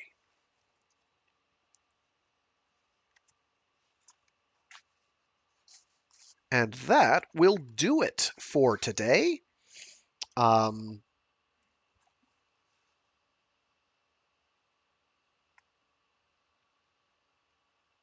yep, that is where we will call it for now.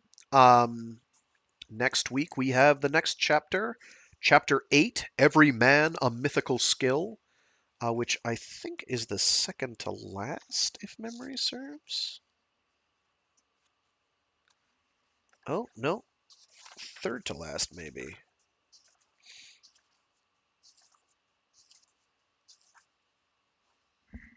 Where did I put that spare bookmark? There we go. Oh, right, we have appendix things to do. Let's do appendix things. Alrighty. So earlier we had reference to the Kingdom of Fergana. Located in the Fergana Valley of modern-day eastern Uzbekistan, this ancient kingdom is thought to have had contact with the city of Alexandria Eskate. Eskate? Eshate? E-S-C-H-A-T-E. Eshkate? Eschaton? Eskate? Anyway, founded by Alexander the Great in 329 BC, in the Jaxartes Valley. Greek statues have been found in the region. Chinese sources identify the kingdom as Indian or perhaps Greek in origin, and record that contact was made by a Chinese envoy in 128 BC. This is the story given in this book. Next we have My Given Name is Lotus. Lotus Huang is known to many fans by the pinyin translation of her name, Huang Rong. Huang Rong. I wanted to translate her name as Lotus, however, as at this point in the story, we the readers are let in on a secret that Guo Jing is not party to. As soon as we see her name written down, we know at once that this beggar boy is, in fact, a girl. The character for Lotus, Rong, is far too girly to be used for a boy's name. But due to the fact that there are several Chinese characters that could be pronounced the same way or similar, Guo Jing doesn't pick up on this. We know that Guo Jing is barely literate in Chinese, so he can be forgiven for his mistake. He is an honest young man, but clearly not the most perceptive, and this moment in the novel is an important way in which Jin Yong develops Guo Jing's character, while letting Chinese readers in on the joke. If I had kept Lotus's name in the pinyin, we English readers would have been left feeling just as dim as poor Guo Jing. The fine art of localization and translation. Next we have Zhongdu. The Jin capital is referred to by two names in this book. Zhongdu was the new name given by the Jurchen when they seized the old Chinese city of Yanjing and made it the center of their expanding empire. The Chinese patriots in the book, such as Wang Chuyi, still call the city Yanjing, as an act of symbolic resistance or perhaps out of habit.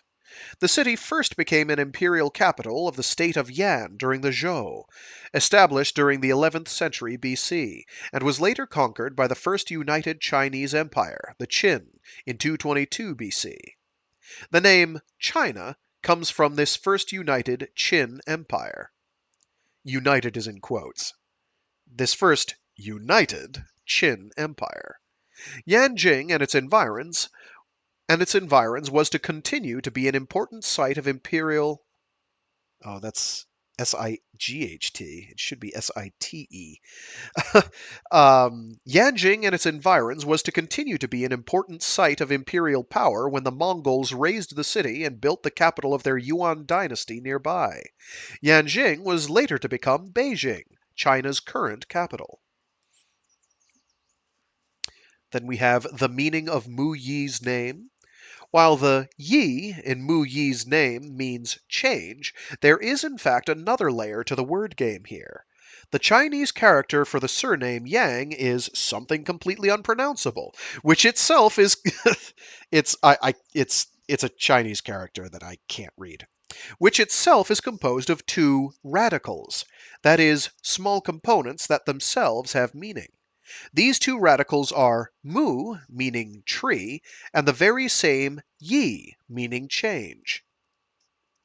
Mu Yi's new surname, Mu, is therefore a homonym of the first radical, tree. We'll learn more about who he actually is in a bit. You've already been given a huge hint. And then we had the Beggar Clan. The Beggar Clan, or Beggar's Sect, is an entirely fictional martial arts sect that appears in the fiction of several writers, Jin Yong among them, and in a number of films.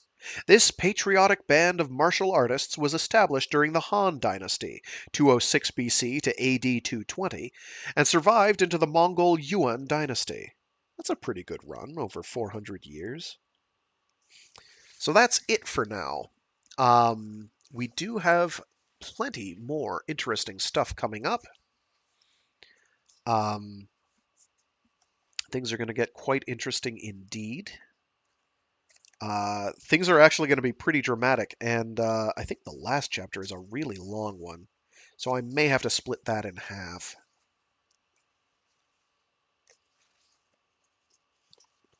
I'm just flipping through it right now. So hopefully people are digging it and deriving some pleasure from the experience. Okay, there we go. Yeah, chapter 9, that goes up to... Geez, 11 subchapters.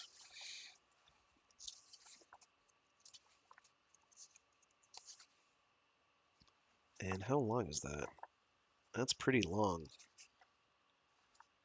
Yikes. No, that's not too bad. So we'll do that as one. And then I'll have to find some way to fit in this postscript that they've got here, which is only a couple pages long. Appendix 1, a note on the use of the terms martial arts, kung fu, etc. We'll get there. As well as Appendix 2, the Condor controversy. So yes, there's drama. There is drama ahead, not just in the book itself. Can I rip this piece of paper in half? Yes, I can. I don't need this piece of paper to be whole and intact. I only have like 6 bookmarks poking out of this thing right now. I'm sure we can get more.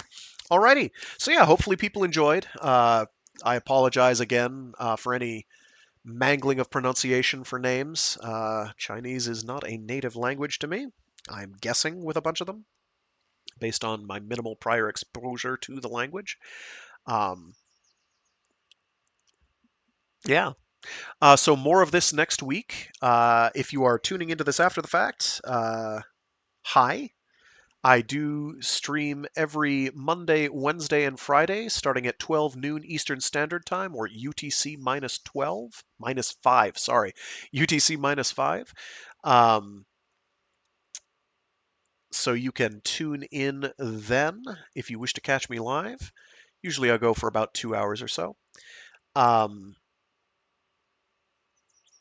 Otherwise, you'll find everything on my YouTube channel, all laid out in playlists relevant to the book in question or segment of the week that it was read in. With that, I got a dip. Thanks to everyone who tuned in. Stay safe, stay sane, and be decent to each other. See you all next time. Bye.